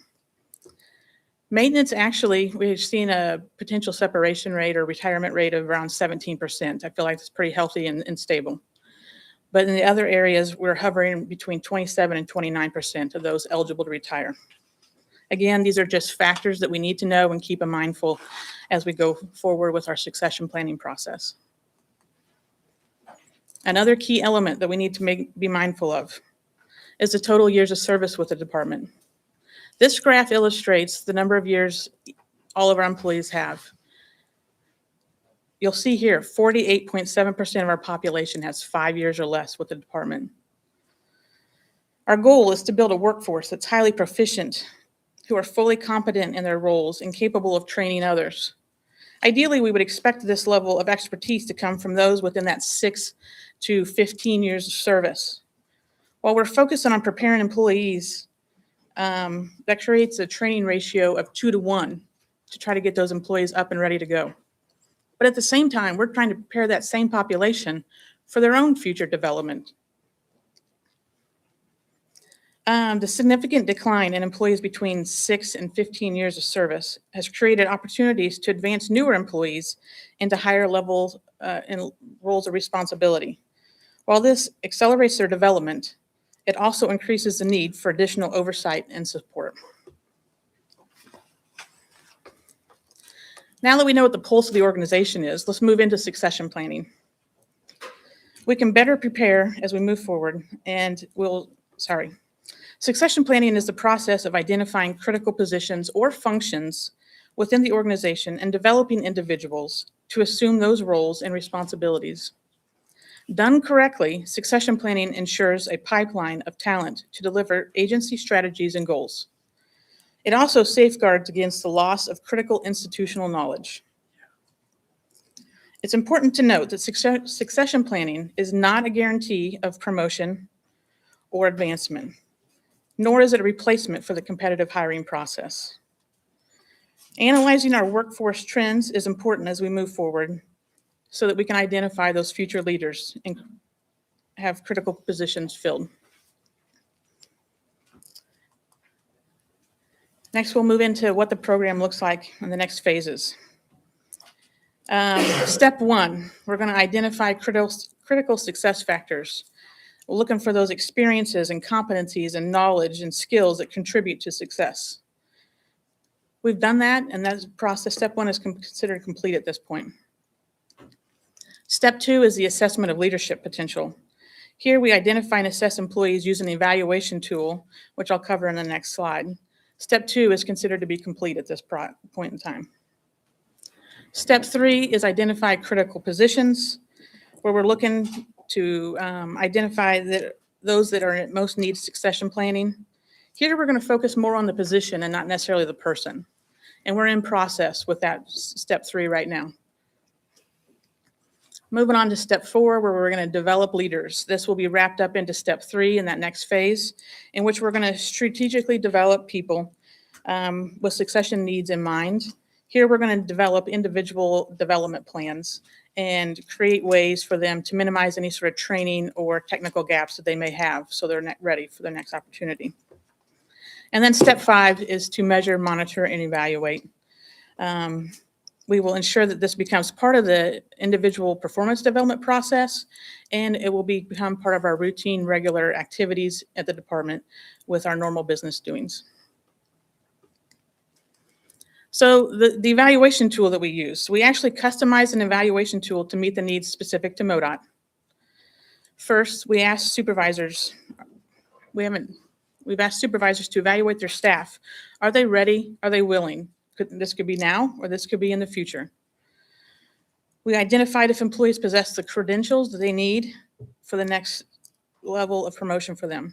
Do they possess their PE license? Are they certified an appraiser? Are they a land surveyor? Do they possess a CPA? Or do they have a relevant college degree for the next position? And then we looked at the different competencies that we've deemed critical around the organization. Do they model the MoDOT values? Are they safe? Are they accountable? Are they respectful? Are they inclusive? Do they make bold decisions? Are they do things to be better? And are they one team? Do they possess the technical acumen they need? Do they have the ability to understand and use technical skills and knowledge specific for their work? This includes the ability to manage human, financial, and information resources strategically. We also looked at emotional intelligence. Are they able to recognize, understand, and manage their own emotions, as well as understand and influence the emotions of others, leading to be better relationships and decision-making? Another competency we looked at was the leadership skills. Do they have the ability to lead toward meeting MoDOT's mission, tangible results, and values? The inherent in this competency is the ability to provide an inclusive workplace that fosters development of others, facilitates cooperation and teamwork, and supports constructive resolution of conflicts. Another competency we looked at was the desire to learn and grow. Are they able to recognize their own strengths, their own weaknesses? Are they open to constructive feedback? And do they pursue self-development? And the last competency we looked at was the communication skills. We looked at both oral and written communication skills. Are they able to manage conflict effectively? Do they listen? Are they able to write in an effective manner for the intended audience? And then the last phase here is the development plan, which will be coming in the coming weeks. We'll start working on those so that we can minimize any gaps they may have that they need to work on. This brings us to the next steps. We'll continue to work with our department leadership to start the development planning process. Those meetings will take place in the coming weeks, as I mentioned earlier. Once that part is complete, we will evaluate the process to ensure it's effective. And we will look at such factors as the internal promotion rate, time to fill for key vacancies, retention of high-performing employees, and diversity in our leadership pipeline. As I wrap up here today, I would like to sincerely thank the Commission for your continued support and commitment to our employees at the department. With that, I will be happy to answer any questions you may have. Thank you, Ashley. Mr. Chairman? Yeah. No, thank you, Ashley, for the update, and there's no question this is such an important topic and part of our organization. And despite the progress that we've made on hiring, it seems like that old resignation churn just keeps on hammering us. So we've just got to continue to try to figure out a way to keep these long-term employees. You know, it's so important. It's so expensive to hire and train. But I look forward to seeing the progress that you make in the few years to come. Thank you, sir. Thank you. Mr. Chairman. Further comment? Yeah. Thank you, Anne Mr. Marie? Chairman. Thank you, Ashley, for all the information. Clearly within your presentation, I see why workforce is number one on our enterprise risk management top 10. Yeah. Lots of challenge here. Could you comment on the bar graph showing the percentage of non-retention, particularly in the early years of MoDOT employment? Can you comment on, are we getting into the whys of all these bars, but particularly that critical new hire bar? Yeah, I think a lot of it has to do with, there's some of it that I'm going to contribute to compensation, which I know we have limitations on what we can do, and we've made tremendous progress in that regard. But some things that we have direct control over as employees and supervisors, I think goes back to the culture of the organization and making sure that we're creating environments that people want to be part of. People need to understand what their mission is and how they fit into the success of the organization. And perhaps if we have an opportunity to make any long strides in improvement, I think that's going to be where we start, is making sure we're really driving home the message that what you do here means something. It means something more than just you. It means something to the communities in which you serve. And that resonates with, I'm going to say, the younger population. Is they need to have meaning in the work that they do, and they need to understand it makes a difference. And hopefully we can resonate with that population to attract them and keep them here. It does make a difference. We're talking about it all day long. And the measurement of that. And I see it's a great culture, but an outside person looking in may say, well, where's the gap? Do they not understand what that culture and what those expectations were to have been? You know, where's the daylight there? So I'm glad you're working on that and look forward to trying to help solve some of that. And it's worth noting, and then we all know this, right? The 2/3 of our workforce are what we consider boots on the ground, or they're in safety sensitive positions. So just inherently the work they do is dangerous. And there's a lot of other opportunities out there that may pay a little bit more, that may be in a little bit more of a comfortable work environment, that may not be as scrutinized as we are as public servants. And so some people elect to go that route. Yeah, no, I'm glad you brought that particular point up because until you get out and you do it, you have one thought in your head on what you're getting into. And once you get into it, it's a different thing altogether. You know, I haven't spent a lot of time on the roadways. I'm trying to think here, probably close to 20 years. But the little bit of time that I do spend on them, 20 years ago compared to today, are two different atmospheres altogether, environments altogether. The distracted driving plays a big role in that. The speed that we travel plays a big role in that. The volume of traffic. All of those things. Yeah. So, yeah, that one's certainly troublesome, and one that I hope we can chip away at. You know, you hate to see people walk away in that first year after you get them trained. So it's tough. But thank you, Ashley, Absolutely. for all your work. Okay, any other questions? If not, thank you very much. Important work. We've come to our public comment period. Members of the public who have not scheduled presentations before the commission may speak on transportation-related issues by signing in at the registration desk by 9:30. Comments will be limited to 5 minutes per person and 10 minutes per topic.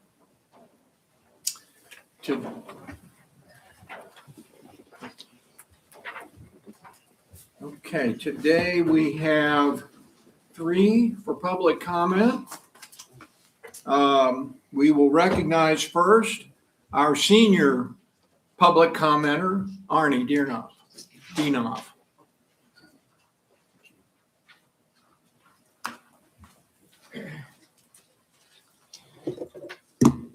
I was going to say good afternoon, but good morning, commissioners. My name is Arnie C. A.C. Dienoff, State Public Advocate.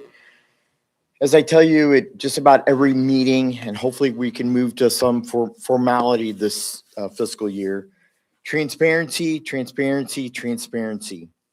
The General Assembly, elected officials throughout the state, county commissions, county council in St. Charles County, the cities of Wentzville, St. Peters, St. Charles, O'Fallon, they all have their meeting packets out there for the public to consume, to look at all their contracts, all their information, all the staff recommendations. You are literally one of the last boards and commissions at the state level or across our great state that refuses to put that information beforehand so the public can interact and comment and testify at these commission meetings to make a real impact on transportation and the effect on 6.2 million Missourians and the economy of our great state. The meeting packets, the contracts, the recommendations, the promulgated rules, just like the General Assembly that I just came from testifying over in the state Senate, in the Judiciary Committee. They have all their information and fiscal notes out there for the public well in advance. You put it after the fact, after I asked you to finally do it last year. It needs to be before the fact. And I'll continue to work on legislation across the street to try to get the General Assembly to force you to do it, since you can't voluntarily do it on behalf of citizens in transparency. Now, I'd like to once again request under Chapter 610.021, 610.022, 610.023, all meeting packets of any special meetings held in the last 2 days by this commission and the closed meeting that you routinely hold the day before this commission meeting. I'm not about secrets. You have a lot of secret meetings. We, the public, deserve to know what's going on at MoDOT. Access to guest Wi-Fi here in this building. Have any of you tried that? It's a bunch of unnecessary hoops. It's about a 10-step process. When I go to the General Assembly, when I go to Wentzville, when I go to O'Fallon or other governments throughout our state, it's easy, accessible websites. Here it's 10-step process, and they want a pint of blood and my firstborn child to get access to your guest Wi-Fi, not the employee Wi-Fi, your guest Wi-Fi. So if we could change that, I would appreciate it. Electronic testimony sheet. I'd like to see the General Assembly, as you all know, is very busy. We're in and out of that building constantly. I'd like to see an electronic sign-up sheet for public testimony provided to the public, in terms of getting here. There's delays, commute times, traffic, construction delays with I-70 improvement. Let's get into the 21st century instead of the back age. Let's make it convenient to the public. Last weekend, an awesome, strong, great snow fighting team effort by our snow fighters statewide. I want to personally thank Ed and each team member from the bottom of my heart that they work dedicated 12-hour shifts to make sure that we're safe and to clear our roads. I was in contact with Tom Blair, and I saw a lot of great things happening in our roadways each and every day. I was in the middle of that storm, and they sacrificed for us and did a tremendous job, quite contrary from the January 12th storm that we all got criticized for. Eric Kempinski, a gem, a MoDOT superstar in my opinion. He's ethical, he's professional, he listens with concerned heart, wants to help and change, is responsive, corrects issues, and the experience on the Improve I-70 project that he is a deputy director over is outstanding. He needs to be given an award. He's a true gem of what a public servant should be and strive to be in this MoDOT or any state agency, in my opinion. Mile marker 200.8, there's a large down sign westbound I-70. I've called it in numerous times. Let's get it fixed. It's down there. It looks like an eyesore. It makes our state look bad. I-70 eastbound at Montgomery County, in Montgomery County, Mineola Hill rest stop, plowed over signs that I saw yesterday going back to O'Fallon from the state capitol. Let's get somebody out there and patrol, and let's get these signs back up. If they were knocked over by a MoDOT employee or somebody else, it looks like they could have been mowed over by the plow. We are reinvesting, redesigning and upgrading I-70. I ask that we do the same on I-70 rest stops. Our current rest stops are atrocious, outdated, dilapidated, ignored. We need to put the same investment into our rest stops. I ask that you rip up the concrete pavement now. It looks like a minefield to maneuver these rest stops in Montgomery and Wright City. We need to replace with 15 to 16-inch base. It's wise and cost effective to do it now. I understand we have a grant, but I'll tell you what, we're in the embarrassment of 50 states in terms of our rest stop, and we need to invest in our economy and our visitors to our state and portray a much better outcome. And we need to build restrooms in Montgomery County, Mineola Hill area. No restroom availability. State Representative Scott Cupps on Monday made some very alarming and very concerning red flags at the House Budget Appropriations Committee public hearing, which I hope that you saw the video. He said that county commissioners in the Southwest District are frustrated. They hate MoDOT. He said that residents hate MoDOT. He said that contractors and businesses hate MoDOT. And he said that employees are concerned of operations and concerns of MoDOT. And I believe Director Hassinger was there. I'd like to hear a more response about what we're going to do to correct Representative Scott Cupps and especially the South District. I can tell you my experience with Tom Blair. He's another outstanding employee who deserves an award and should mirror what every MoDOT employee should strive to be: responsive and correct actions when it's out there in the field that are brought to your attention. And I want to know what's going on in the Southwest District. I heard Representative Cupps. I reached out to him. I'm going to have a conversation with him this afternoon Somebody from MoDOT needs to go over there and have a conversation, because what I heard on KMOX radio is very alarming and puts up a lot of red flags that something isn't being done down there to be responsive and correct actions that are out of control in the Southwest District. Thank you very much, Mr. Chairman. It was good seeing you last night at the event over at the Capitol Plaza Hotel. And I hope we have a better winter. No more snow. Let's save the road funds and the overtime and the salt expense, which has greatly gone out of control. Thank you, Arnie. Appreciate your comments on snow removal, and Eric Kopinski, he's certainly a gem, and we try to remind him of that every chance we get. He's back at the room working as I speak. Yeah,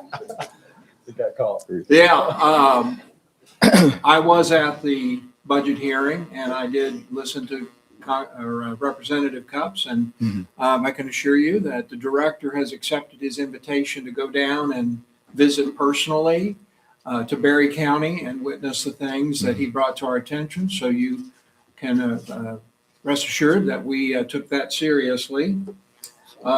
We've made note, I think, of the places where the signs are down.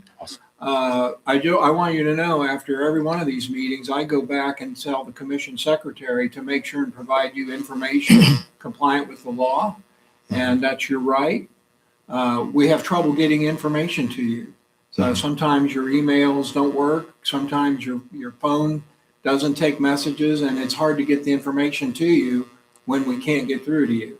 I hope you might address those shortcomings. There's a lot going on, and on my information that I provided on my comment testimony form, it has a new email. It's dedicated to the State Transportation Commission and state business.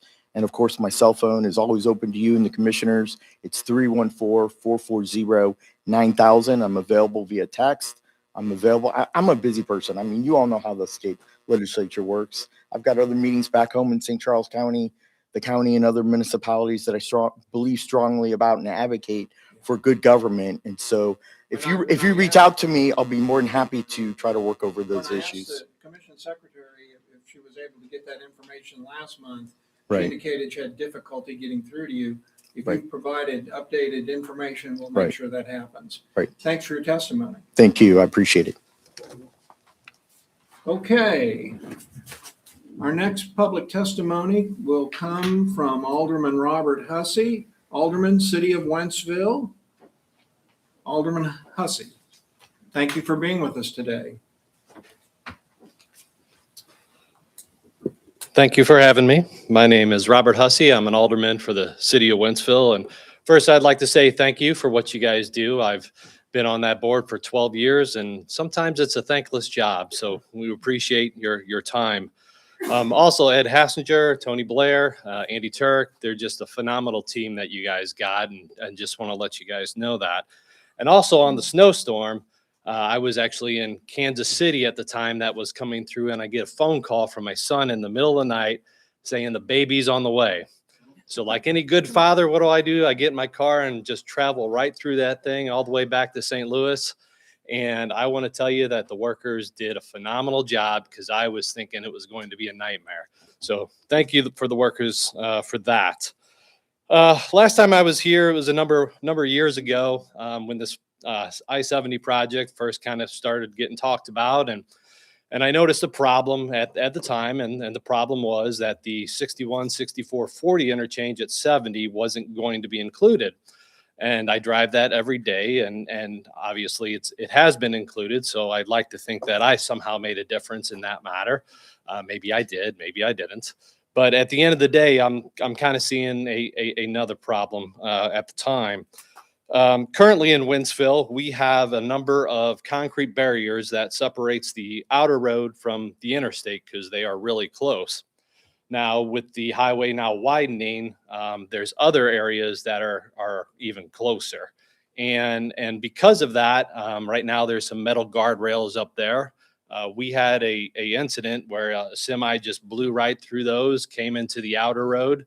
And luckily nobody was hurt, but it could have been a head-on collision. And even if it was a little further down where the topography was different, that semi probably would have ended up in somebody's living room. And so I think seeing that accident, I think that was our grace. I think that was our warning to say, hey, we should probably take a closer look at this. I made a video on my Facebook page, Alderman Robert Hussey, if you want to see the areas I'm talking about, or I'd be more than happy to drive around with any of the MoDOT representatives to kind of share my thoughts there. And I know when you're designing this, the engineers do their calculations and it looks good on paper. But sometimes, just sometimes you have to trust your instincts. And my instincts are screaming on this one that says this has to be addressed. Now, that's the reason why I drove down here on a Wednesday morning when I probably should be working, right, with my paying job. Again, I just want to appreciate you guys for this project. I drive back and forth actually between Wentzville and Blue Springs a few times a month, so I get to see the project progress. And again, we know there's going to be heartburn that comes along with this project, but it truly is a blessing for our state. So my request is that I humbly ask you that you guys take a closer look at this and see if we can address this to improve safety in Wentzville. I got a quick question. Is it the section there, the North Service Road, like from Olive Garden back to the west to Hunt Brothers Pizza? Is that the section that you're talking about? Yeah, there's a couple sections that I think it's needed. That's one of them. Okay. And then the elevation changes where the elevation on the outer road goes a lot higher. I don't believe it's needed there, but then the elevation almost becomes even again, closer once you get to David Hochul Parkway, right before that, right around North Point Prairie Road. And those are kind of the sections I'm referring to. Okay. Yeah, you can see on the Google Earth here how close they are. Mm-hmm. Yeah, I appreciate your bringing this to our attention. Mm-hmm. Do you want to have anything you want to say about this? Well, I think one thing I just kind of like to point out, and we are empathetic to the, fatigue that happens during construction, right? We knew that was going to happen. We're trying to move as fast as we can to get to the ultimate project, which I think is really indicative of the fact that these crashes that happen on I-70 have been happening consistently prior to construction. And I think I put a slide together. I don't know if the team's got that back there. I want people to kind of understand really why, one of the driving factors of why we're doing this project. And you can see here, certainly for the last 4 years, the blue bars are the number of crashes. And this is just in the Warrenton to Wentzville section. But certainly this would be true, I think, of most sections of the corridor, that we've been having crashes, and then some of those are serious, which are the orange ones.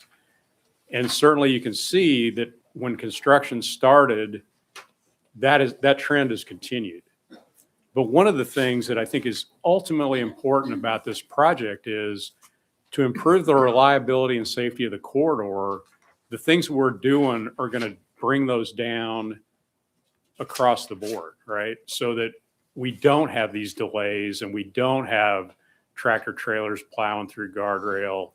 And certainly the physical things we're doing on the project will have some bearing on that, but also just the fact that the corridor will be more reliable and those unexpected crashes will not have the same impact. There may still be crashes, but by having a three lane corridor with full shoulders across the entire corridor is going to have a huge impact on the ability for the corridor to operate even during those situations to get the crashes cleared. Hopefully it will reduce a large number of those. There's no guarantee of that because driver behavior has as much to do with that as roadway. But I do want people to understand that during construction, the best thing that we can do and can help us is people please follow the speed limits that are posted and the signing we put up. That would be the number one thing that would make this situation better. But we know that's kind of a little bit out of our control.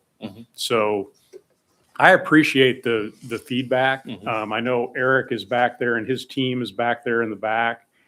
And certainly we're working on a daily basis on all of those kind of things as we develop the new projects to come and the ones that we're working on to reduce the impact of folks during construction. You know, we all know, and some of us that have been in this arena know that the Wentzville to Warrenton and 64 project is going to have immense improvements. And gosh, we can't get there quick enough, right? We just can't get there quick enough because we know what that is. So I certainly appreciate that the city and the county and Warren County have been great to work with. But we got a ways to go. We got another 2 years of construction. So we need to continue to work on that, and the team is committed to do that. And we're gonna get to a good place on this. So I appreciate your feedback. Thank you very much, Thank- and I appreciate you guys. Yep, thanks for your comments on that, and that's good information for the public to know. I think what he was specifically asking about was the barrier, the specific barrier along North Service Road, where it's, if you look at the Google Earth, it is unbelievably close. And I think, correct me if I'm wrong, but you were indicating, you were asking whether there was something specific that could be done to fortify that barrier. Is that what you were saying? Yeah. Currently, there's 2 metal barriers there. One for on the outer road side and one on the interstate side. Not the whole way, but part of the way. And so what I'm asking is if we can take some of those solid concrete barriers and build that between the outer road and the interstate, like some other areas are already in Wentzville. So I would just ask you and the team, Eric, the team, go take a look at that. They're just asking for a little stronger protection along that section and see what you think could be done. Thanks for Thank you. bringing that to our attention. Thank you. Thank you. Anything else there? Okay. Let's see. Next is former state representative Cindy Burchett Courtney. Buckeye Courtway. Buckeye Courtway. I got it. Did I get that wrong? Buckeye Courtway. Buckeye Courtway. My apologies. That's okay. Good morning, and thank you, Mr. Chair, Commissioners, and Director Hessinger for the opportunity to speak to you today. My name is Cindy Buckeye Courtway, and I feel that my experience with the Missouri Highway and Transportation Commission may be a bit more unique than most people's. To start, I have written my notes out because after being in the legislature for 4 years, I can definitely talk on a subject for a while. And you all are probably thinking in your stars that I lost my Senate race last year, so I have not been trained in the art of filibustering. As the Transportation Vice Chair in the House of Representatives in 2022 and the Chair of Transportation Infrastructure in 2023 and 2024, I feel I have a different look at MoDOT and the Highway and Transportation Commission. Now, as the Executive Director of the Jefferson County Port Authority, I have another glance in a slightly different manner. First, I want to thank you all and the staff at MoDOT. I firmly believe you all care about Missourians. One of my first opportunities to meet the members was at the first meeting back after COVID. A few of you and some previous commissioners came to my hometown in Jefferson County to announce your support for the expansion of I-55 in our community. This was a very cool experience watching you hold your meeting in our county in the building now known as the Kenneth Waller Memorial Building. Jefferson County is filled with some strong supporters of transportation, like former state rep Becky Ruth, who my first year in the legislature led the charge for us passing the gas tax, which in turn has been instrumental in many updates, including our own I-55, as well as the work being done to I-70. Representative Waller was also a strong supporter of transportation, as well as myself in the House. As the Executive Director of the Jefferson County Port Authority, I feel proud of the work that we have done through our partnership with MoDOT and you, the commissioners. You can really feel how much you all love and respect Missouri and Missourians. I find it amazing that you all move your meetings all over the state so that all Missourians can attend at least one meeting, and you don't just host them all in Jefferson City, where the budget is drawn up and where only the legislature is. where sometimes people have trouble traveling to. MPAA, the Missouri Port Authority Association, appreciates the partnership we have with MoDOT and the commissioners, and we thank you all for your commitment to serve our communities. We are here this week and certainly will appreciate any opportunity to talk to each of you as time allows. The annual dinner at Madison's is this evening, and we would love to host you all there. Thank you again for your service to our beautiful state of Missouri and for allowing me to speak. God bless you all. Well, thank you very much. Absolutely. Very refreshing. God bless you. Thank you. That might be one of the most inspiring comments I think I've received since we've been on the. Yeah, thank you. A question. Absolutely. Would you like to talk longer? I have not been trained in the art of filibustering, so. Well, congratulations and thanks for your good work and thanks for your service. Absolutely. Yeah, no, thank you for your new role. I mean, that's got to be an exciting role to jump into. We've got a lot of challenges on the Mississippi River and our river systems throughout the state. It's great to see good leadership in those positions, helping us move along as Missouri as a whole. So thank you for that. The other thing I want to thank you for is, I'll be honest with you, from Southeast Missouri, I don't get the opportunity to correct people on pronunciation very often. This may be the only time in my life I ever get to do that. So thank you for that. Absolutely, absolutely. I'm sorry for that. Yeah. No worries, no worries. Thank you. Oh, well, thank you Trust for me, it's always- driving up today and we really appreciate your service. Absolutely, thank you. Thanks. All right, well, that concludes the public comment period, and I want to thank all of those who made the effort to come here and provide public comment today. We do appreciate them all. Typically, at the end of each meeting, we like to provide each member with the opportunity to share any thoughts, concerns, or takeaways that they may have. So as always, I'll start to my right with Commissioner Baker. Thank you, Mr. Chairman.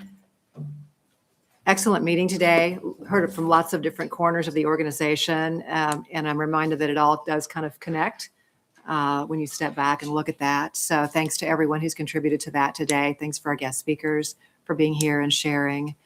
And we look forward to addressing the challenges ahead. Thank you. Thank you, Anne Marie. Commissioner Slay. Yes, first I just want to thank all the presenters today. It's, I've been on the commission now for a couple of years, and I'm just continually impressed by the talent, the professionalism, the hard work, and just the, getting the information. All the presenters today did an outstanding job, and you really showcase the talent and professionalism of the organization as a whole. I want to thank you all for your work and thank you for your continuing efforts to take on the tremendous challenges that this organization has throughout the entire state of Missouri. Thank you, Francis. Commissioner Hagerman. Thank you, Mr. Chairman. Really appreciate the work that our folks are doing. What I particularly appreciate today is hearing about the asset management and the gains we're hearing there. We get to hear about the I-70 and the I-44 improvements, the big projects out there, and it's great and good work that we're doing there. But it's the windshield issues that we're also addressing and making great gains on and making a lot of improvement on. I really appreciate that report today in particular, and thank you very much. It's wonderful to see that improvement come along as well. Thank you, Dan. Dean Smith. Thank you, Mr. Chairman. All the presentations were good. I'm echo what Senator said, and Brittany and Michael's reports. That was very good to hear. Ashley, keep working on where'd Ashley go. Keep working on this. Keep working on this succession planning, the update, and the hiring. We appreciate that. Again, Ed, to you and your team and all those people out there, not in this room that don't come, that are driving those yellow trucks and out holding those stop signs in the middle of the road. Thank you for your work and for this last snow, the job that they did. I'm sorry they were at the RV show for me. There'll be another one. There's one in Springfield in the month.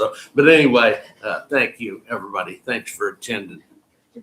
Thank you, Greg. Vice Chairman Boatright. Thank everybody for taking time to be here today. We got a big crowd. Good to see everyone. You know, back to the comments I made earlier on the MMS system, yes. I'm looking at this and I'm getting confused, but yes, the MMS system. Yeah. Being surgical at the level that we are, being able to collect the data, then knowing what to do with it is such a big deal long term. And it's going to become a bigger deal in this AI boom that's coming. It's already here in many cases, but that's coming. And how we manage that data, how we utilize that information is going to make the difference in people's lives every day. So appreciate the work that's going on there. It's an exciting time to be in transportation. We've got lots of challenges ahead. I hope that we continue as a state, as a collectively investing in infrastructure. We have, the chairman does an outstanding job of pointing this out, but we've got a team here at MoDOT that can deliver better than any DOT in the country. We have partnerships with the legislature, with our contractors that really take us to the next level. And the only missing piece that we're going to have moving forward is a declining budget.